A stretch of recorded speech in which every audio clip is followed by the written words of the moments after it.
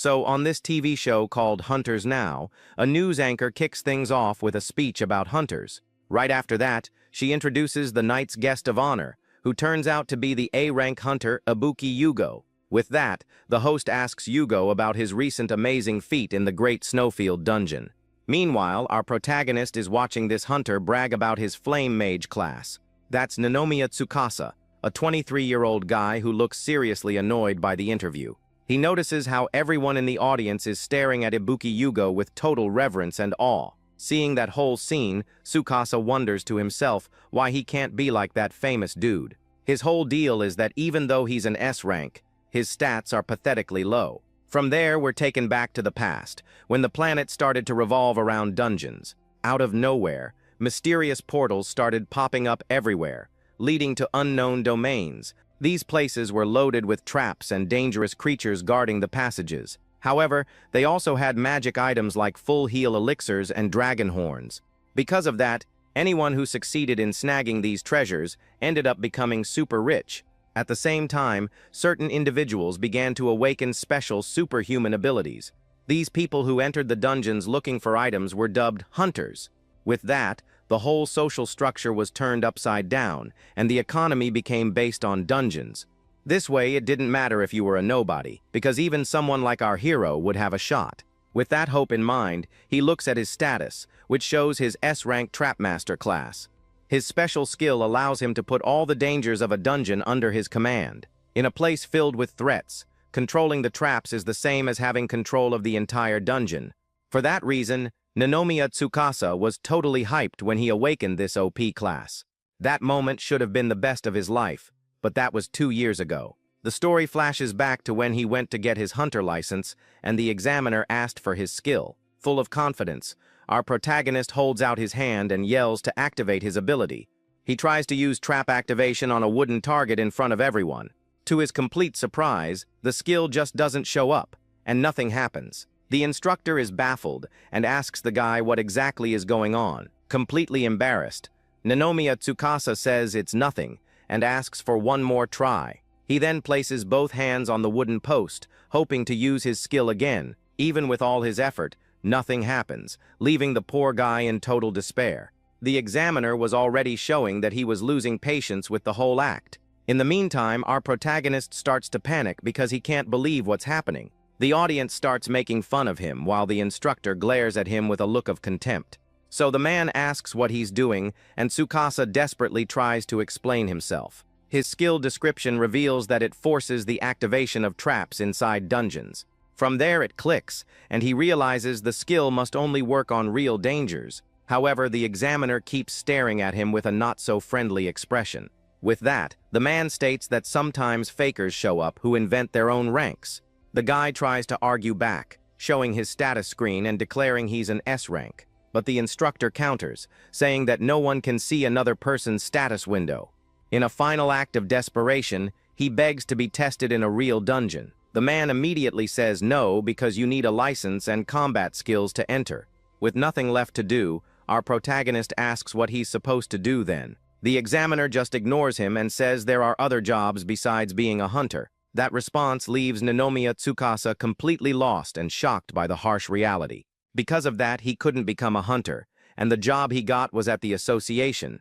Now, in a training room, we see several people practicing their combat skills. Our protagonist is among them and seems to be training in boxing with great dedication.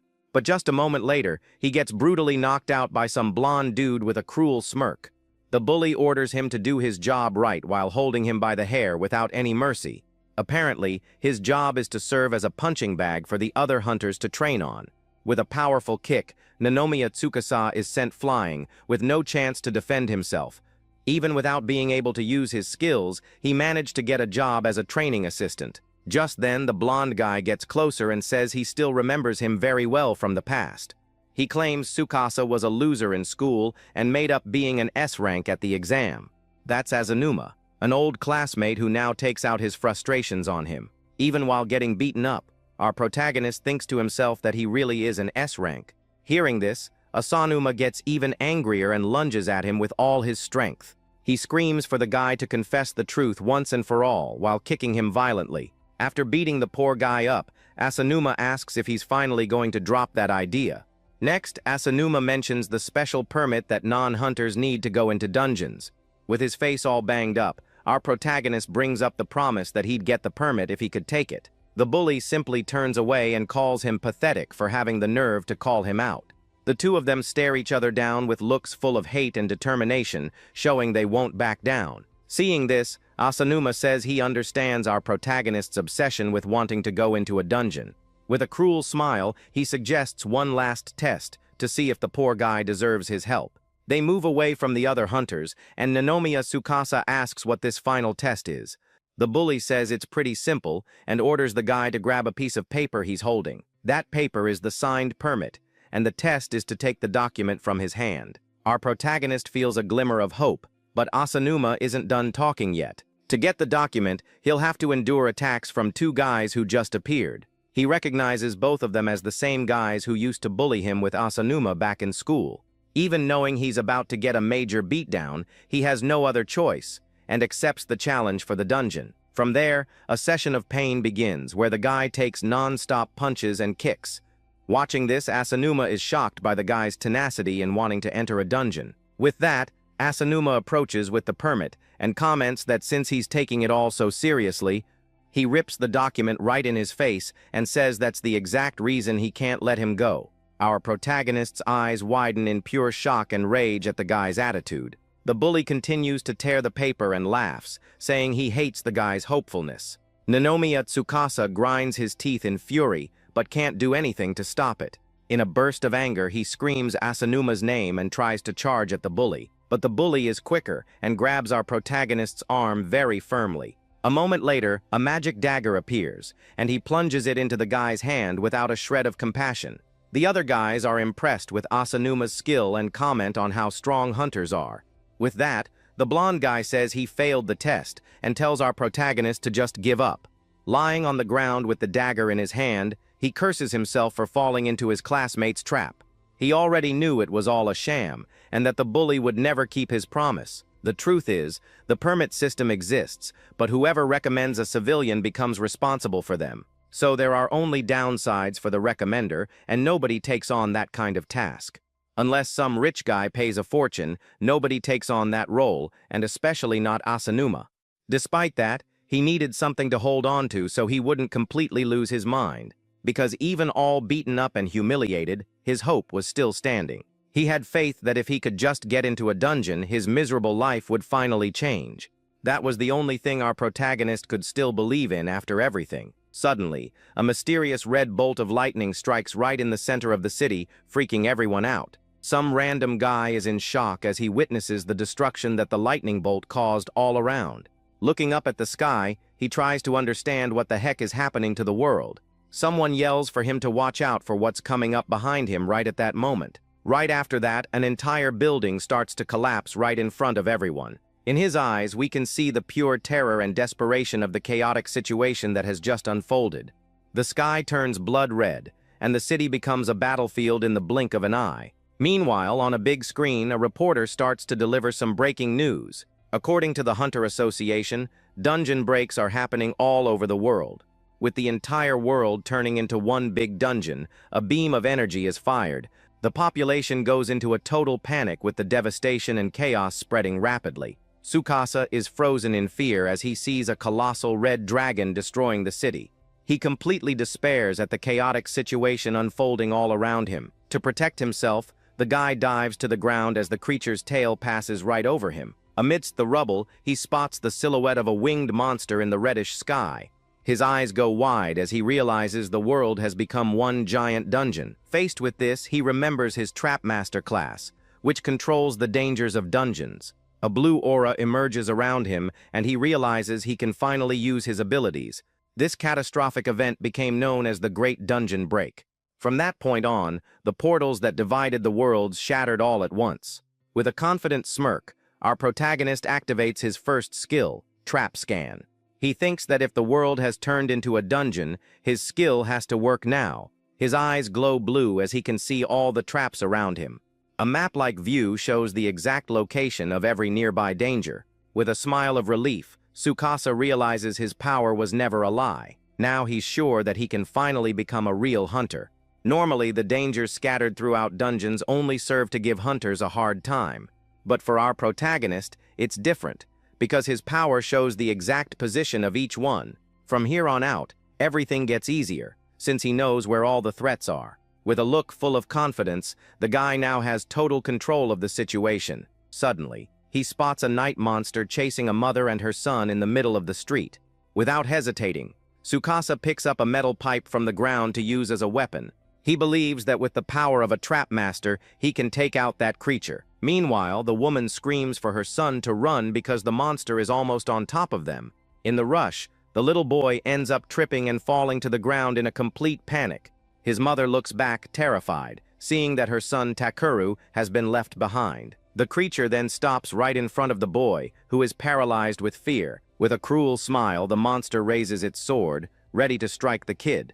A moment later, the blade comes swinging down toward little Takeru. But in the nick of time, our protagonist shows up and blocks the blow using just the metal pipe. Furious, he glares at the monster and yells for the creature to bring it on. With a confident grin, Tsukasa announces that the trap to take out the monster is already set. So he dodges a horizontal swing from the creature with incredible agility. Right after, our protagonist jumps back to lure the monster to the right spot. From there, the pipe he was using gets stuck in the ground, right where he wanted it. The armored knight approaches slowly, not understanding the guy's strategy. Our protagonist watches from a distance as the monster steps exactly where he planned. He then confirms with a smile that the trap is right there, underneath the creature. At that, a blue light glows, and a magic circle forms, activating the danger. A huge blast of blue energy shoots upward with incredible power. The trap's power is so immense that the monster has zero chance of escaping. A pendulum with a giant axe appears and slices the thing in two without any mercy. Seeing the scene, our protagonist celebrates because his plan worked perfectly. He reflects that his fighting style is to take out monsters using the traps in the environment. In the background, the mother hugs Takeru, who is crying with relief for being saved just in time. Our protagonist smiles, satisfied to see that the family is finally safe. Our protagonist thinks that even mid-level hunters would have trouble with that monster. With his face a little dirty, he analyzes the chaotic situation that has taken over the city. In the distance, he watches the mother and son hugging safely after the big scare. The woman picks the boy up and runs far away while Tsukasa watches them go. Suddenly, a group of armored knights appears, and he realizes he can't fight them one by one. With no time to waste, the guy decides to use another ability to deal with the threat. He raises his hand and with a powerful shout, activates all the traps in the area at once. With that, one of the monsters is caught by surprise by a magic circle that appears out of thin air. The skill hits the creature dead on with a huge explosion of energy coming from the ground. Right after, several blue spheres surround the other monsters, signaling that more dangers are coming. The forced activation works, and he can use the traps without needing to touch them. After crushing the enemies with boulders, he levels up to level 2, and his skills improve. Seeing this, he gets excited because as an S rank, he can learn new skills and get stronger. Some civilians who were hiding are shocked to see boulders falling from the sky. One of them approaches Tsukasa, asking for help and wondering where they should run. Our protagonist says he's not an official hunter, but they need to find a safe zone. He explains that these places are zones within dungeons where there are no monsters or traps. Normally, you'd need a huge exploration team to find a place like that. The civilian despairs at this, but Tsukasa calmly says that for him, it's no problem. With a smile, he crouches down and places his hand on the ground, which begins to glow blue. From there, the guy activates his trap scan ability one more time. His logic is simple: find a place with no traps to find the long-awaited safe zone. With that, he tells everyone that the safe spot is Higashikawa Park, and tells them to follow him. He then adds that they just need to trust his ability for it to work out. Without much choice, the whole group agrees and runs after him towards salvation. After a while, they arrive at the park, and one of the men celebrates their achievement. Everyone is relieved because there are no monsters around, and the boy's mother says thank you. The woman and Takeru turn to our protagonist and thank him for saving their lives. Suddenly, something seems wrong, and Tsukasa notices some strange movement at the park entrance. Seeing this, he gives a kind of crazy grin and runs at top speed toward somewhere. He's smiling because now he can see everything and feels like he has the best eyes in the world. With this vision, he thinks that if places without traps are safe, then the opposite must also be true. A place full of traps must be guarding something very important.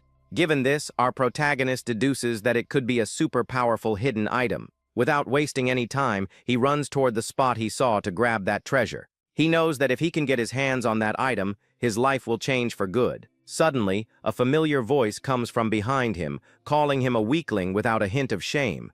The sound of someone landing hard on the ground gets our protagonist's attention. This guy calls him a phony S-rank, and our hero can't believe who he's seeing. The guy's eyes widen in pure shock as he recognizes the figure in front of him. It was none other than Asanuma, his old classmate and the biggest bully of his life.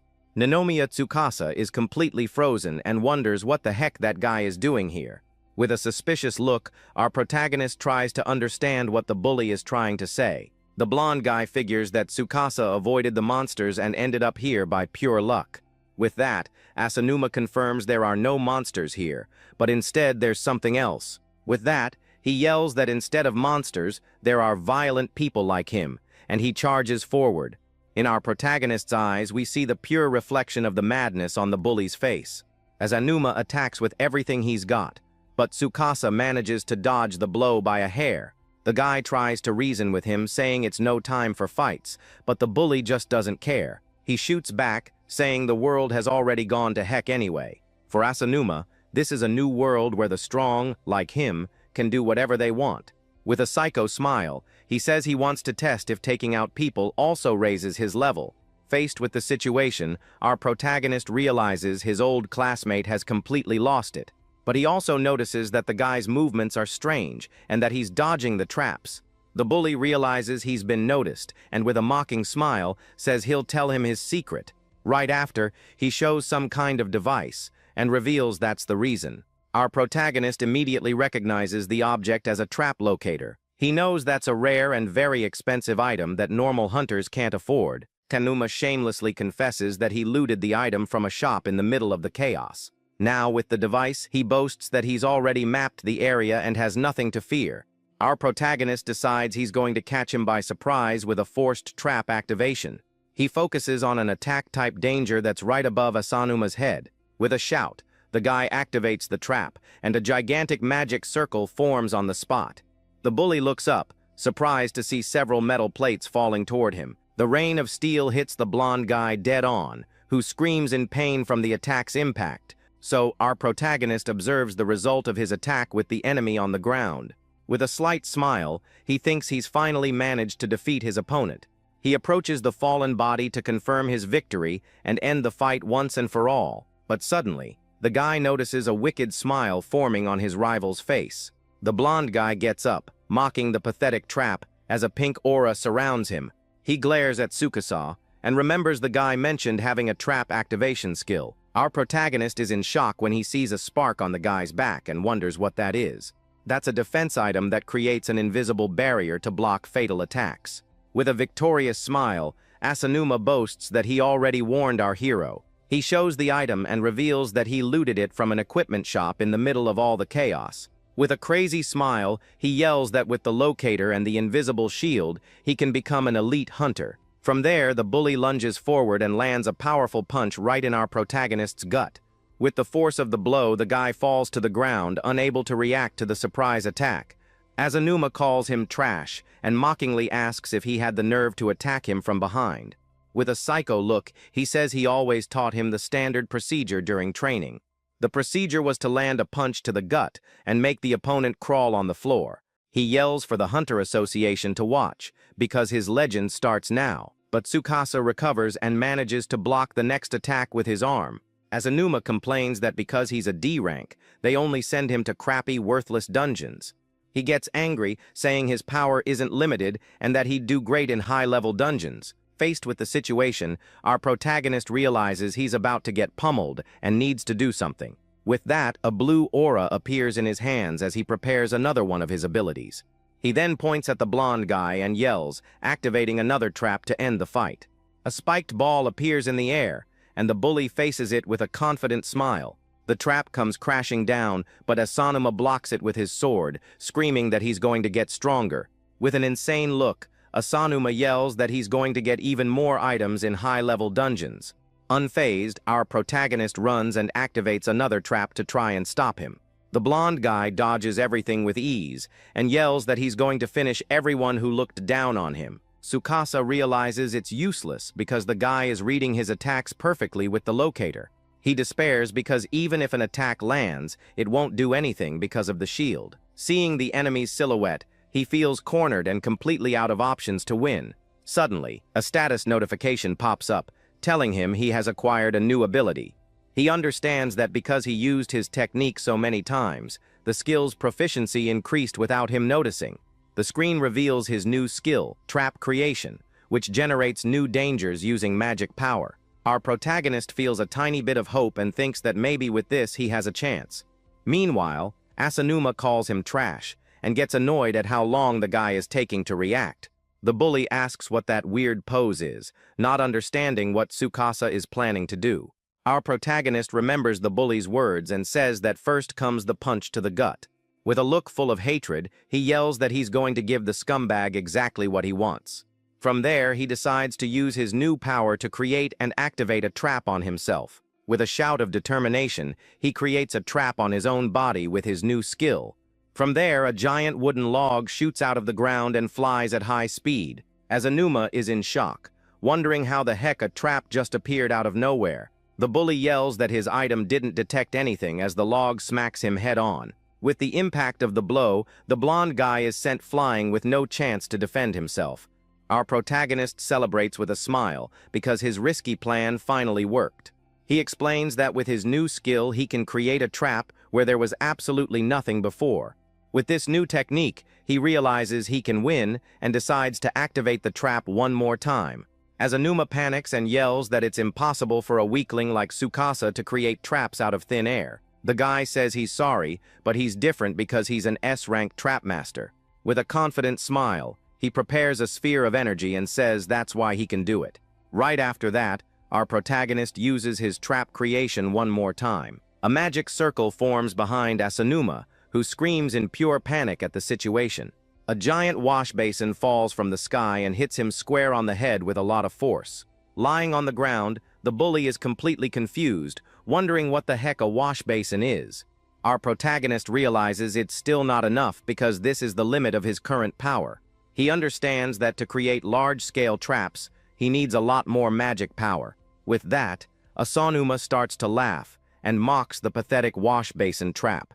However, Tsukasa reveals that the goal wasn't to hit him and tells the guy to look at his hands. The bully is confused and, not understanding a thing, looks at his own hands to see what's there. Suddenly, a red magic circle forms right under him, activating a trap. Our protagonist explains that there was already a danger in that spot since the beginning of the fight. From there, the blonde guy understands that the wash basin was just bait to lure him to the right place. His eyes widen in pure panic as he realizes he fell right into the guy's plan. A giant saw blade shoots up from the ground, ready to slice the careless prey that fell into the trap. The blade hits him dead on, and the bully screams in pain from the unexpected surprise attack. With his face full of dread, he tries to protect himself from the blow, but it's already too late for that. The saw's impact is so strong that it sends him flying with no chance of defense. Lying on the ground and all beat up, Asanuma groans in pain from the injury he took. In complete desperation, he realizes there's now another trap right behind him. The trap is a wall of needles that attacks anyone who gets close, and it hits him square on. With his face contorted in pain, he keeps screaming as the danger presses him relentlessly. A moment later, he notices yet another trap and tries to run to escape the attack. Desperate, he realizes that if this keeps up, his invisible shield is going to break for good. Pure terror takes over his face because he's surrounded by dangers on all sides. He tries to flee in another direction but soon sees another red magic circle in his path. Just then, a powerful bolt of lightning hits him, electrocuting his body with great force. From the electric shock, his legs give out and he falls to his knees on the ground, completely drained of strength. All busted up, he realizes he's at his limit and that one more hit could be fatal. With nowhere to go, the guy ends up falling right on top of yet another red magic circle. From there, a chain with a sharp hook is fired in his direction at high speed. The unbreakable chain traps him completely, sealing his resistance and all his movements. Our protagonist approaches and mockingly asks if he didn't notice the trap there. With a victorious smile, he reveals that this place has a combo of lethal traps. This mechanism was designed to eliminate even invaders with high durability, just like him. Our protagonist says that this is the grand finale of his deadly trap combo. Faced with the situation, a giant crossbow appears in the sky and aims directly at the terrified bully. In a total panic, Asanuma starts screaming and begging for his life because he doesn't want to be taken out there. Meanwhile, our hero watches the hunting ballista prepare to finish off its cornered prey. The bolt hits the blonde guy's invisible shield dead on, and the barrier starts to crack from the impact. With the power of the attack, the shield shatters into 1,000 pieces, and the bully thinks it's all over for him. The force of the explosion throws the guy backward, breaking the chains that were holding him. By a hair, the bolt misses its target and gets lodged in the ground, destroying the items the bully had looted. On the ground and completely out of it, Asanuma is out for the count and doesn't need a final blow. Tsukasa explains that the shield generator broke because it took too many deadly traps in a row. With that, he walks over and stomps on the trap locator to destroy it once and for all. Our protagonist says that Asanuma's mistake was using up all the item's power on that trap combo.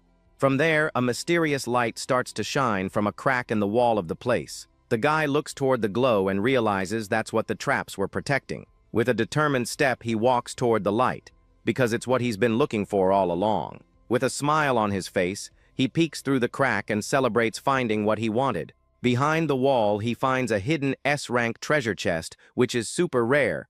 These items are incredibly hard to find, and very few hunters ever manage to get one. Because of that, they're worth a fortune, and can completely change the power of whoever owns them.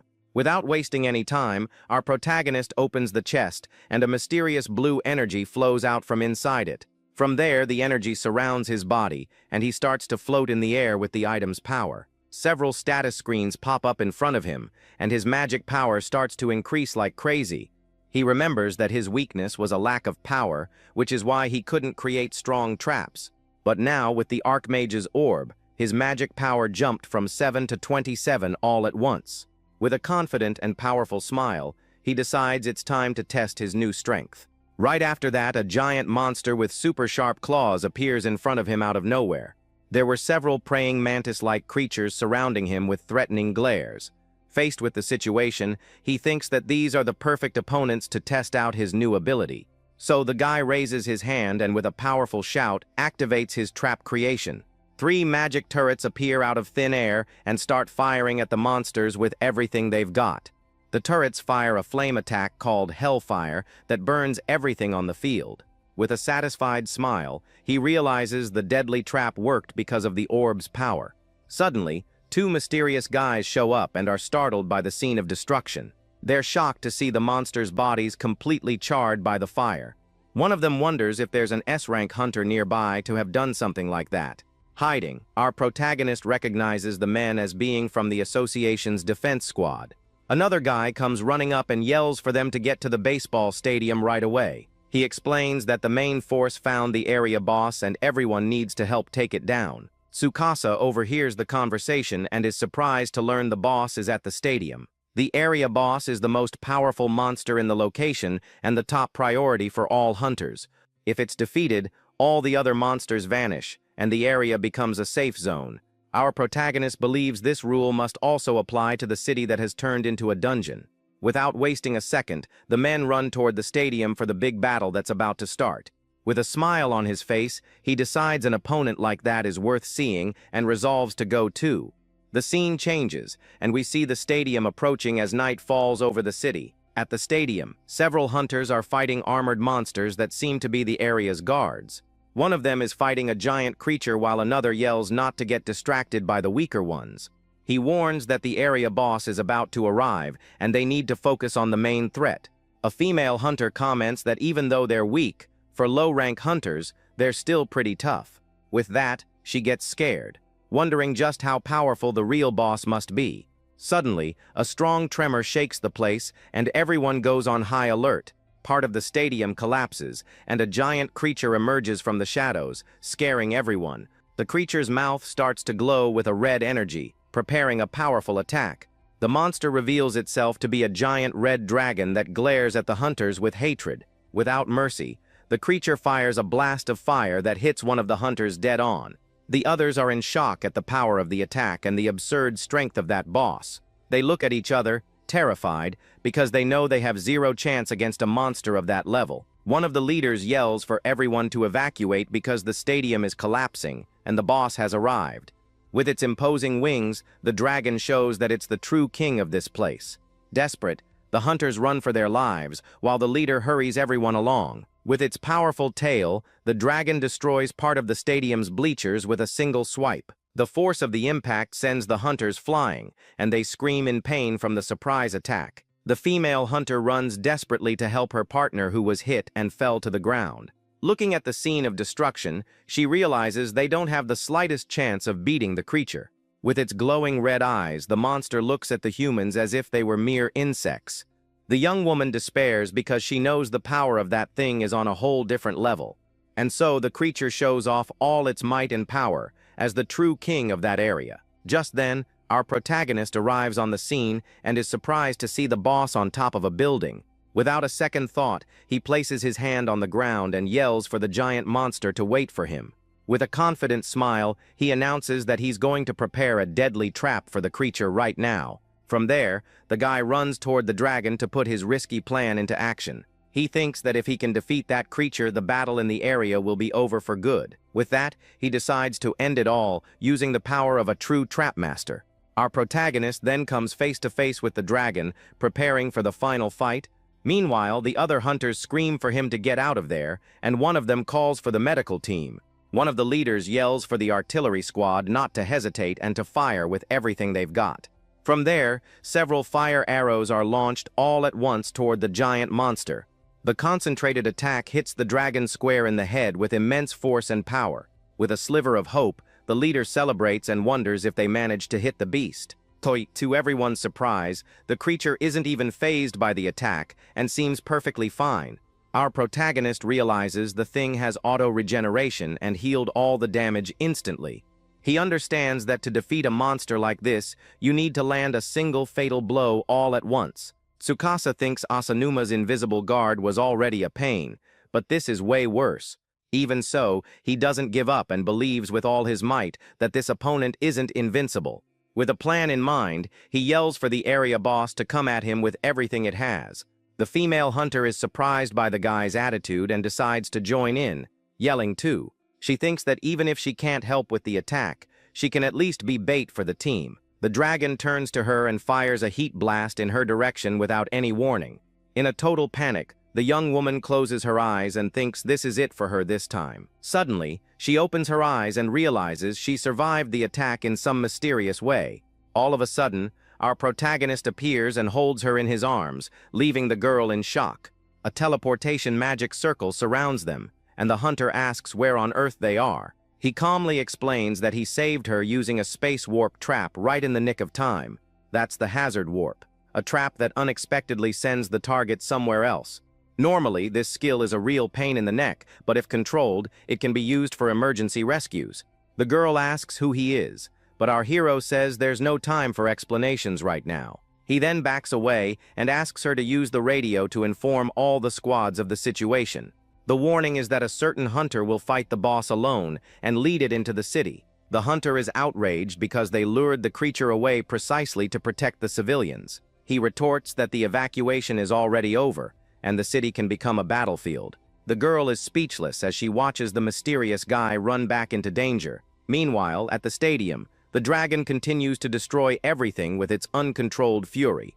The creature roars in anger for not being able to hit its target with the fire attack. One of the hunters runs to help his friend who was injured in the middle of all the chaos. The leader says it's no use because the creature's regeneration will finish them all. Suddenly, a metal wash basin falls from the sky and hits the dragon square on the head.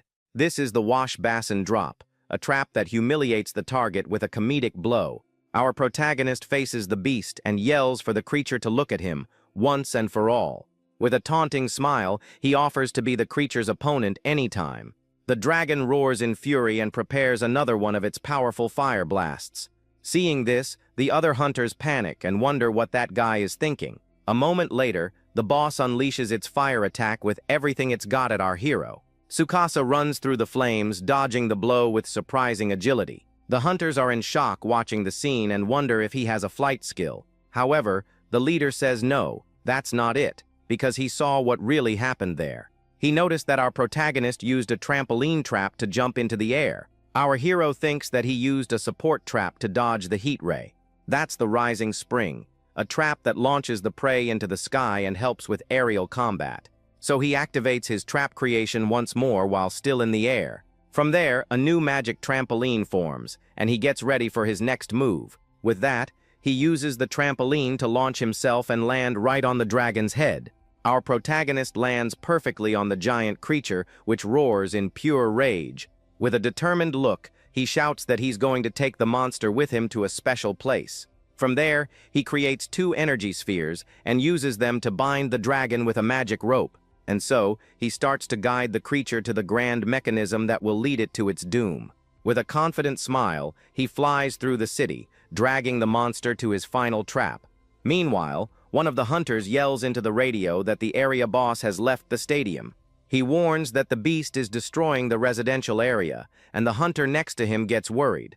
The young woman realizes they are heading toward the city's power substation. Seeing this, Tsukasa thinks the situation is now beyond the other hunter's control. Suddenly, the dragon fires another blast of fire, and he screams in fright at the surprise attack. The blow hits him dead on, and he's thrown back onto the creature's head with full force.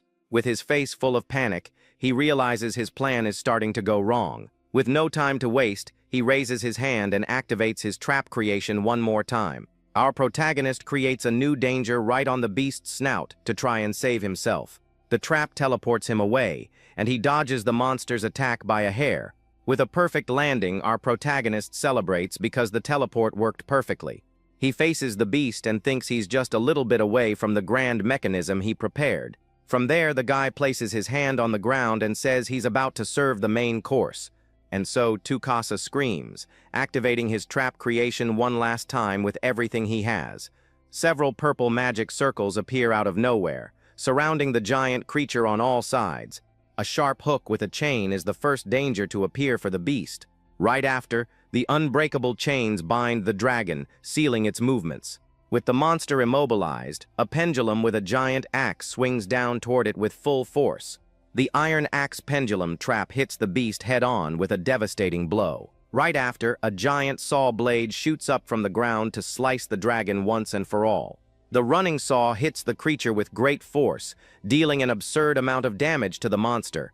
Our protagonist explains that those are large-scale, special-grade deadly traps. But he knows that because of the beast's regeneration, that won't be the final blow. Seeing this, he runs toward the dragon and says he's going to use even more intense attacks.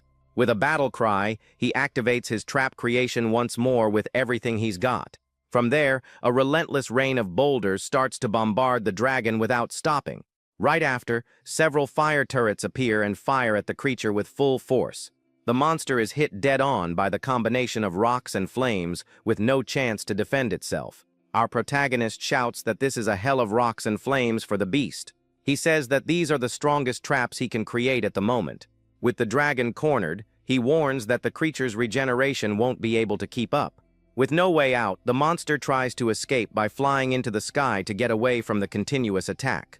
Our hero then tells it to fly into the sky of doom, where the grand mechanism awaits. With a victorious smile, he points upward and says the final trap is right there. With his hand glowing blue, he shouts with all his might to activate the last danger. Suddenly, the sky darkens, and a mysterious energy begins to form among the clouds.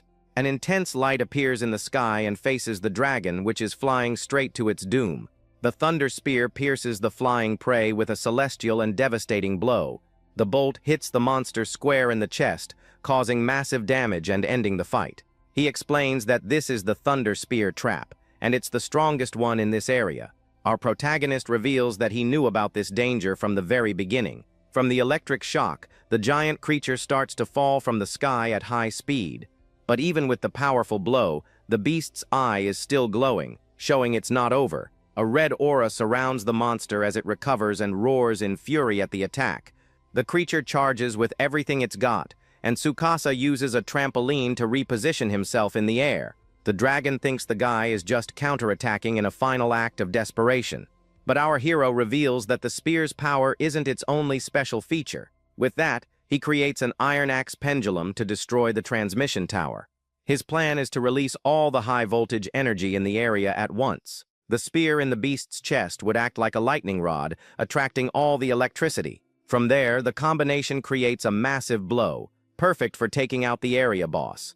The creature is completely engulfed by the purple energy with nowhere to escape. With a shout, our protagonist tells the dragon to burn to ashes with all that power. That was the fatal blow, because the tower's energy reacted with the spear and fried the monster. Our protagonist watches the explosion and thinks he couldn't have pulled that off in a normal dungeon. He realizes that the transmission tower was an unexpected trap for the monster. With a satisfied smile, the guy lands on the ground, ready for whatever comes next. He walks past the dragon's body and reflects that if the world turned into a dungeon, things like this happen. The guy concludes that the beast was already trapped from the moment it invaded their world. With the mission complete, a status screen appears, and his level increases like crazy. He thinks that he finally proved his power is real by clearing the area all by himself. From there, he remembers the last 2 grim years of taking non-stop beatings from Asanuma. He also remembers the days he spent studying dungeons and worrying his family. In a flashback, his brother calls and tells him not to push himself so hard because his mom is worried. Even while thanking him for the support, our protagonist says on the phone that he never gave up. In truth, he's always been excluded by everyone, ever since he was just a little kid. With a serious look on his face, he stares at the horizon, ready for a new beginning. With the death of the boss, all the other monsters in the area start to disappear. Peace returns to the city, and as he's walking, something strange happens to his foot. Standing before the dragon's body, our protagonist thinks about his next big goal. Without wasting time, he decides to go to the Hunter Association's communications base. That place had its communication systems down because of the break. But now that the dungeon has been conquered, he believes the communication satellite is working again. Arriving at the communications room, he finds a door locked by an electronic keypad. To solve the problem, our protagonist decides to use his trap creation ability, so he creates a utility stun that disables the lock with a shock. He says he's sorry for breaking in, but since it's an emergency, he decides to enter the room. Inside, the guy finds the association's communications room and several monitors. With a sigh of relief, he sees that thankfully, the machines are still working. As he sits down, he celebrates, because the security has been disabled and he doesn't need a fingerprint. From there, he reboots the system that crashed because of the communication disruption. The computer starts a field scan to load the area's information. The analysis reveals that the area was A-level and that the dungeon has been completely conquered. Our protagonist then reflects that the high difficulty makes sense because of the monsters. With a keen eye, he notices something strange on the screen that catches his attention. The system isn't just analyzing his area, but all the dungeons in the country. From there, the guy understands that an area is basically a region divided by city. Since the whole world turned into a dungeon, he wonders if the system will analyze everything.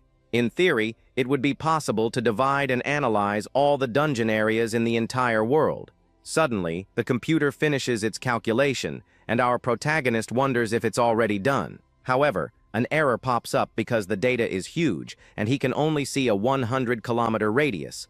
Even without the global information, he needs to know what's happening in his region.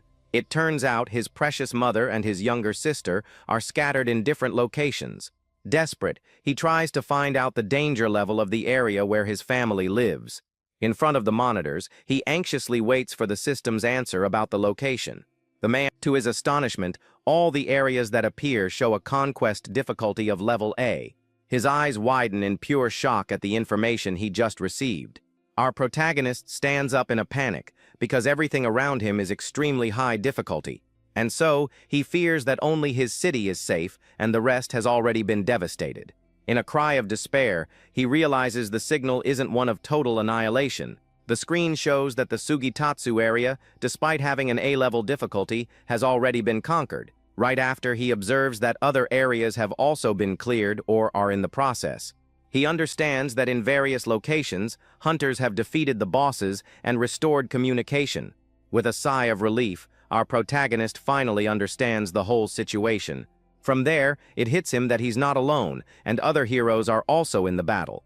Even with the total chaos, several conquerors are emerging to fight against the monsters. Our protagonist then wonders if a new war of conquest has truly begun. He notices that there are already several areas where the monsters have been completely eliminated, and so he deduces that S-rank hunters from other districts are fighting bravely. Seeing this, our hero calms down a bit, but his worry is still there. His priority now is to confirm his family's safety, so he searches for his mother. The screen shows that her area has been conquered, and he believes he can contact her now. In the middle of the destroyed street, the sound of a ringing phone echoes, bringing a glimmer of hope. He finally manages to talk to his mother and desperately asks if she's okay. His mom says the hunters handled the situation over there, but is worried about her son. Our protagonist calms her down and says he's fine, but asks about his sister Shiori. His mom gets a worried expression and says the call connected for just a moment. Right after, the call dropped due to signal interference, leaving the guy tense. With that, he yells for his mom not to leave where she is, for her safety.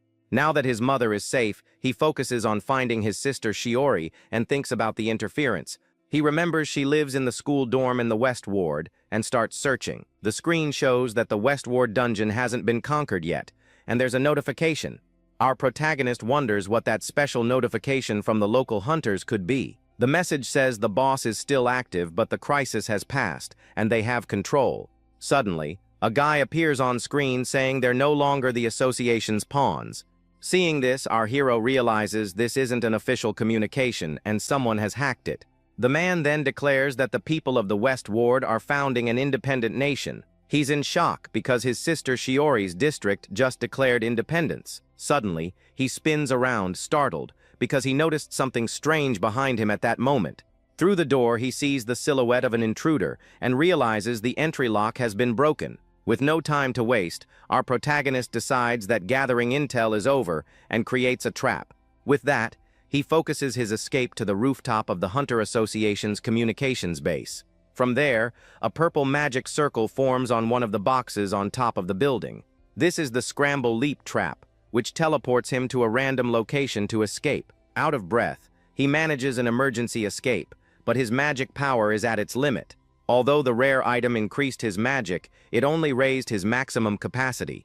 Because of the intense battle against the area boss, his energy is almost completely drained. Looking at the city, he thinks it's still not enough, and his cell phone starts to ring. Seeing this, the guy picks up the device to see who's calling at that moment. To his surprise, the screen shows an incoming call from his younger sister, Shiori. Without a second thought, he answers the phone and prays that she's safe and sound. Her voice is full of static, and he realizes it's that signal interference. As expected, the area conquest isn't over yet, and he yells, asking if she's okay. With a failing voice, Shiori says she's safe and tells him to focus on himself. Suddenly, the call drops, and our protagonist is left looking at his phone, deep in thought.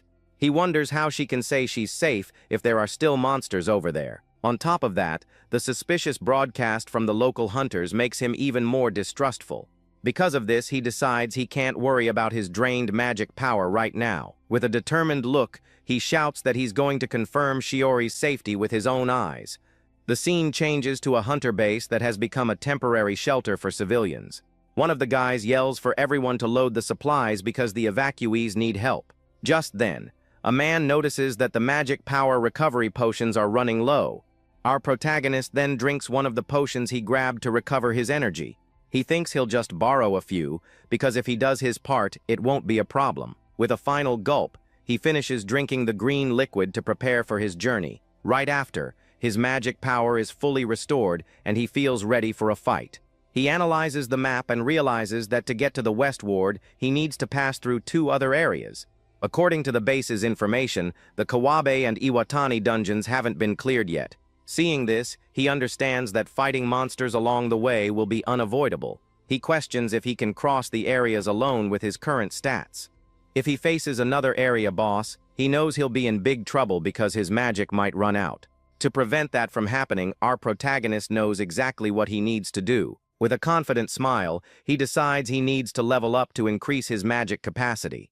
And so, he heads for the Kawabe ward, determined to level up no matter what it takes.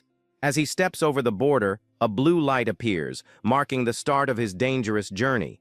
From there, his first mission as a hunter, the dungeon crossing, finally begins. A world that was peaceful just a few days ago has now turned into a dungeon with dangerous areas. Even if one area is cleared, the neighboring one has another boss, and the battle continues endlessly. He enters the Kawabe ward, a place where the dungeon hasn't been conquered and monsters can appear. Suddenly, two guys appear, and one of them points, saying he looks like a hunter, just like them. They approach and ask if our protagonist has any rare items because they're out of gear. Tsukasa says no, and the guy complains that everyone says the same thing with a disappointed look. With that, the man says there's no other way and activates a claw weapon on his hand, ready to attack. Our protagonist is in shock as he realizes he's walked right into an ambush by bad guy hunters. The bad guy hunter warns him he's about to get hurt and lunges forward with his claws. Because of this, our protagonist dodges the man's fast, slashing attacks by a hair. With a serious look, he realizes these guys aren't normal hunters, but straight-up thugs. A moment later, the two criminals attack together to try and catch Tsukasa once and for all. Faced with the situation, the guy decides to use his trap creation to deal with the threat. The thug smirks confidently as he sees the purple magic circle forming right above him. From there, a giant boulder falls from the sky and crushes the two men with disastrous weight. The two hunters are pinned to the ground, unable to move because of the trap. Our protagonist then wonders if taking out humans would also grant experience points. He thinks the possibility isn't zero and needs to keep a close eye on violent hunters. But Tsukasa decides he doesn't need to fight people and will focus only on the area's monsters. With a confident smile, he decides to test a specific trap for farming experience. The scene changes to the Kawabe Ward Plaza, where two robot monsters are firing red beams. A woman passing by screams in panic as she's almost hit by the powerful attack. The robotic creature then turns to her and seems to be confused by something. The monster is confused because it's hearing the sound of a whistle coming from somewhere. Turns out, that's a whistle doll, a trap that lures monsters with its sound. Hiding in a tree, Tsukasa thinks that with this trap, all the monsters will gather together. Soon, 4 creatures assemble, and he thinks that's still not enough to farm experience. So the guy decides to create one more danger to deal with the robots that showed up. Suddenly, a purple energy emerges from the ground and scares all the monsters that were there. One of the creatures tries to escape, but ends up getting zapped by the magic trap on the ground. The shock is so strong that the monster is left completely paralyzed, unable to move. At that, a cage appears out of nowhere, and a lock seals the passage, trapping the targets. The iron cage trap captures the 4 monsters, who scream in despair at the situation. Our protagonist then approaches the cage to begin the next phase of his plan. With a confident smile, he gets ready and says that the trap creation is about to begin. From there, a mirror of white light appears in front of one of the monsters trapped in the cage. The creature stares at its own reflection in the mirror and is frozen, staring at the image. A moment later, the robot starts to disintegrate into dust particles. Not understanding a thing, that's the copy mirror trap, which reflects and multiplies the monsters trapped in the cage. With a wicked smile, our protagonist thinks that a trap like this is the worst of them all. Normally, a danger that multiplies enemies would be something no one would want to find. But for Tsukasa, inside the cage, it doesn't matter, and he tells the creatures to multiply. He yells for the monsters to continue the process until the cage is completely full. His logic is simple. The more enemies he defeats, the more experience points he'll gain.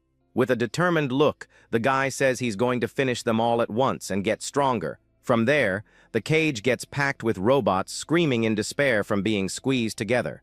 Facing the full cage, he prepares to activate the final mechanism and end the party.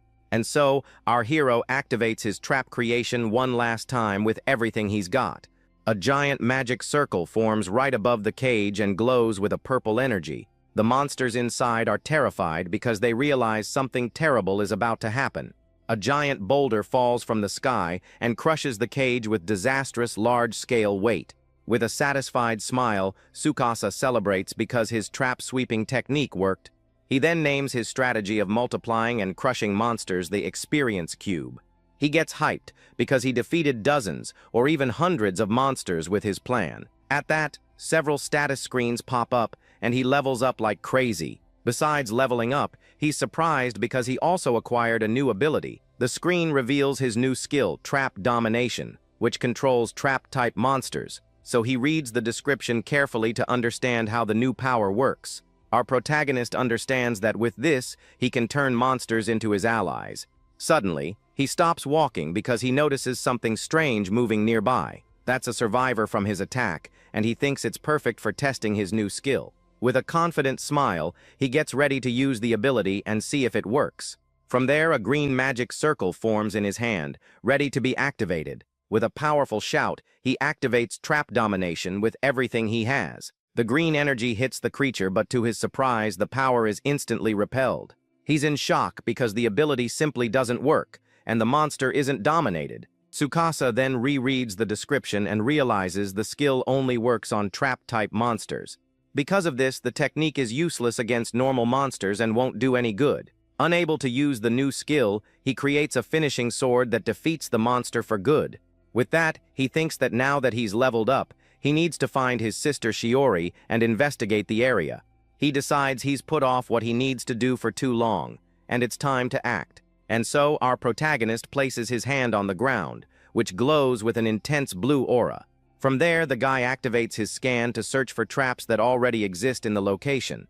With his special vision, he analyzes the area to know where the dangers are and what type they are. The scan reveals a museum where several traps are concentrated in a single place. Looking deeper, he's shocked to discover an underground passage that's several kilometers long. His eyes sparkle because he can't believe a structure like that exists beneath the ground. With a smile, our protagonist gets up, as he seems to have understood what that means. Faced with the situation, he realizes he has no other choice but to go to that museum.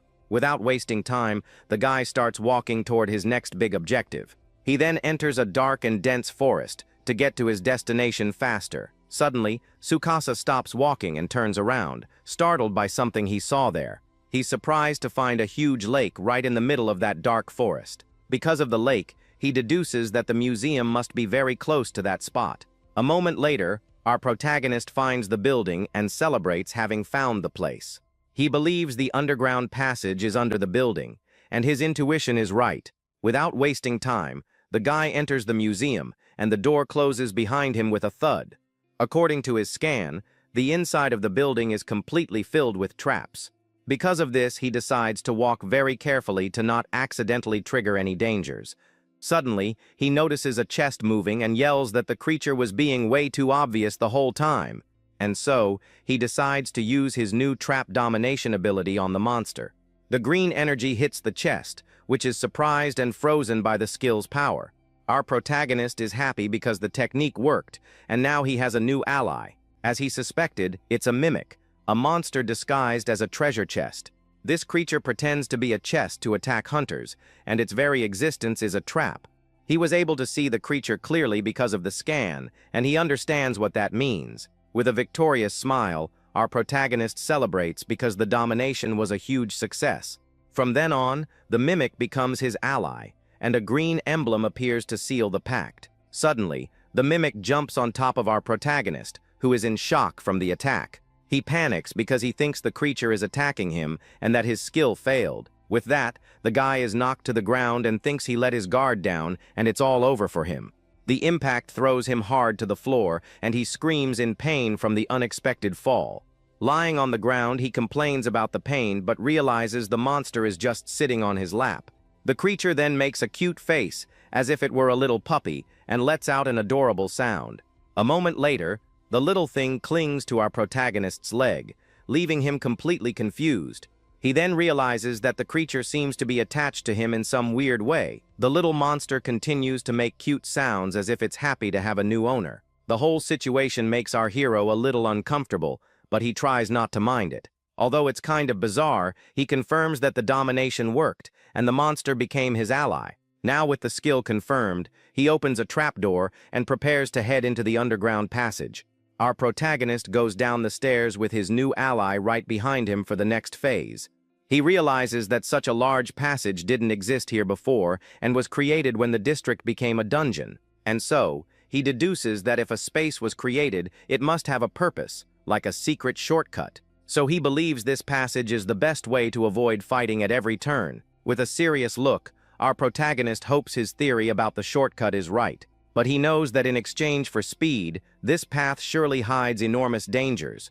Looking at his new companion, the guy decides he can't just call him Mimic anymore. From then on, with a smile on his face, he names the little creature Mimi. The little monster seems to have really liked the name and looks at him with big shiny eyes. Suddenly, Mimi jumps on him, and our hero wonders why it's so happy. He then warns his new partner to get ready because the journey from here on out will be dangerous.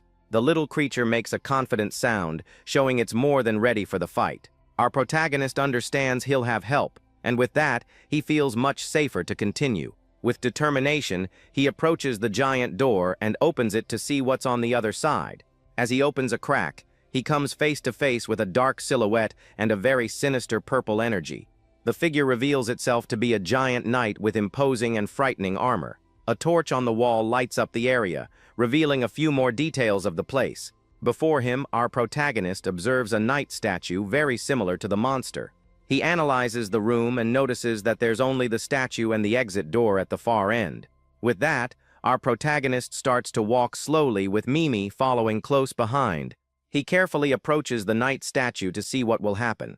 With a focused look, he was already expecting something strange to happen at any moment. Suddenly, the stone statue comes to life and raises its sword to attack with everything it's got.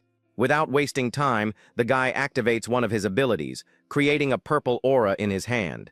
A moment later, a stone wall appears and successfully blocks the monster's blow. The creature is unfazed and prepares to launch another powerful attack against him, but the magic wall can't withstand the force and begins to crack from the blade's impact. Tsukasa then confirms that just as he thought, this is a trap-type monster. He already knew there was a high-level danger in the room because of his previous scan. The problem is that his domination doesn't work on statues, and he needed the creature to transform. Because of this, he approached on purpose, but something unexpected catches him by surprise. The creature moves incredibly fast and appears right behind him, ready to attack again. Faced with this, our protagonist creates an iron wall to defend himself from the surprise blow. He's shocked because the thing is way too strong, and his iron wall shatters into pieces. With that, the creature charges at high speed toward our protagonist. He manages to dodge by a hair but realizes the monster is incredibly fast. The knight moves in random trajectories, leaving the guy very confused by its tactic. With these erratic movements, he realizes the monster is aiming for something. His eyes widen as he understands that the creature's target is his blind spot. And so, he creates a diamond shield to block the attack on his back at the last second. At that, he confirms that the creature is definitely aiming for his back to attack. But since it's a trap monster, he knows he doesn't have to fight it head-on to win. With a plan in mind, he prepares to use his trap domination on the creature. The green energy hits the knight dead-on, who is paralyzed by the ability's power. The skill's power completely envelops it, and our hero believes the fight is finally over. However, he's shocked to realize that even though it hit, the technique isn't working. With a look of panic, he wonders why the heck his domination was completely nullified. From there, he understands that his skills level is still too low for high-level monsters. Despite the failure, he doesn't give up and decides he's going to keep trying until it works. With that, he believes that if he hits the creature several times, the skill should work. From there, he tries to use trap domination one more time with everything he has. But he gets frustrated because the monster is way too fast, and the first hit was just luck. So he realizes he needs to read the creature's trajectory to land the technique. Our protagonist then focuses and thinks there must be a way to win. With a new idea, he puts his hand on the ground to create a trap and lure the creature. From there, he uses his trap creation to set the stage for his plan. The knight charges to attack, but our hero dodges at the last second. Suddenly, the creature stops moving and is completely drenched in water. His grand trap is a basin of water that soaks the knight without causing any damage. The monster stands still, completely confused by what just happened there. With the floor all wet, the knight attacks in a fury, and the guy dodges by a hair. Our protagonist gets ready because his real plan is about to begin. With a smile, he realizes the joke trap made the monster furious. The knight charges once more, but now it doesn't seem as fast as before. Turns out, because it's all wet, its movements leave water trails on the floor. With that, our protagonist can finally see where the creature is moving. He understands that by following the watermarks, he can read the monster's behavior pattern. And so, he aims where the creature will be and uses his trap domination again. The green energy hits the knight dead on, which tries to resist the ability's power. The monster is hit, but doesn't seem fazed and continues to advance with its sword. But Tsukasa doesn't give up and keeps using his domination non-stop to stack the effects. He believes that if he keeps hitting the creature, the technique's effects will accumulate. With one last battle cry, he launches another one of his powerful dominations at the monster. Our hero is confident that sooner or later, the ability will finally work. With a determined look, he shouts that he's going to make that high-level creature his ally. Meanwhile, Mimi hides behind a pillar, watching the battle from a distance. The knight stops moving, and the guy is out of breath after using his skill so much. With his mana bar almost empty, he realizes he only has enough energy for one more shot. Faced with the situation, he wonders if he can finish the fight with his last chance. The creature doesn't give him time to think and charges once more to attack with everything it has. With that, our protagonist decides he's going to bet everything on that last desperate shot. He then yells with all his strength for the ability to finally work for good. And so, the guy uses his trap domination with the energy he has left. The knight charges for the final blow while our hero prepares his counterattack. With a cry of determination, he fires the ability that will decide the outcome of the battle. From there, a huge explosion of green energy hits the monster dead on with everything. At that, a dense smoke covers the entire battlefield, making it impossible to see anything. Out of breath, our protagonist tries to see the result of his risky plan. He notices the knight's movements have stopped and wonders if the technique worked. A moment later, the monster's killer aura starts to fade very quickly. With a smile of relief, he celebrates because his subjugation was a total success. From there, the creature drives its sword into the ground with a dull, imposing thud. To his surprise, the knight kneels and apologizes to its new master. Our protagonist is in shock because the creature was able to speak to him. Still surprised, the guy asks who the heck it really is to have that ability. To his surprise, the knight starts to take off her helmet, revealing who's underneath. Under the heavy armor was actually a beautiful elf with long white hair. The warrior reveals herself completely, showing her imposing and powerful appearance. Faced with the revelation, our protagonist is left speechless by what he just discovered. The elf says she is no one and asks him to give her a name and accept her as his servant. A little awkwardly, the guy agrees and thinks she needs a fitting name. With a smile, he decides that from now on, her name will be Jean. The elf is moved and repeats the name John with pure happiness on her face. With great honor, she accepts the name and asks to be called that from now on. Suddenly, our protagonist is startled by a strange noise that comes out of nowhere. The sound was actually little Mimi, who screams in pure jealousy at the scene. The little monster charges with everything at John, who faces it with complete calm. Calmly, the elf holds Mimi and says that he is the senior here, and she will respect his position. Our protagonist is confused by the scene and realizes that even monsters have a hierarchy. Seeing this, it dawns on him that it's no time for that, and they need to hurry. But Giant stops him from continuing and asks her new master to wait a bit. The elf explains that by defeating her, the next event has been triggered, and the boss battle is about to begin. In a panic, our hero asks what she's talking about, and the warrior says the boss is about to awaken. With a serious look, she reveals that she is the guardian of this dungeon, and her function is to protect the place. Therefore, her transformation into a monster and the fight against him served as a signal for the boss. The elf adds that the battle is inevitable, and it's impossible to leave without defeating the monster. Our protagonist despairs because he thought he had chosen the easiest path to escape. Without a second thought, he decides he's going to give up on the passage and go back to the surface. However, John warns with a serious look that it won't work at all. She explains that the door can no longer be moved by human strength because retreat is impossible. From there, the warrior points forward and says the only way is to the boss's room. At that, our hero retorts that fighting is impossible because he's out of magic power. Suddenly, Mimi pokes him, and the guy turns to see what his little ally wants. Mimi then opens its mouth and starts to spit something out for its master. Our protagonist is surprised because the little monster hands him a magic potion. To his surprise, it's a magic power recovery potion, which he desperately needed. With a smile, he realizes that Mimi has a storage function and can hold anything. From there, he takes the potion and feels completely prepared for the next battle. Jane then asks if he can use advanced water magic, because without it, it's pointless. She explains that the area boss is like the incarnation of flames and needs a concentrated water attack. Our protagonist says water magic is difficult, and the trap he used on her is his limit. With that, he starts to think of a strategy, and suddenly Mimi gets his attention. The little monster makes a questioning face, and our hero seems to have a new idea. He then asks John if the door can't be opened by humans, and she confirms it. With a confident smile on his face, our protagonist seems to have a new plan in mind. He then asks if monsters like her and Mimi could open the door for them to escape. The elf replies that if it's monsters, a retreat would probably be possible. Suddenly, a strong tremor shakes the place, and the two go on alert. John explains that the master of the dungeon lost its patience and decided to attack with everything.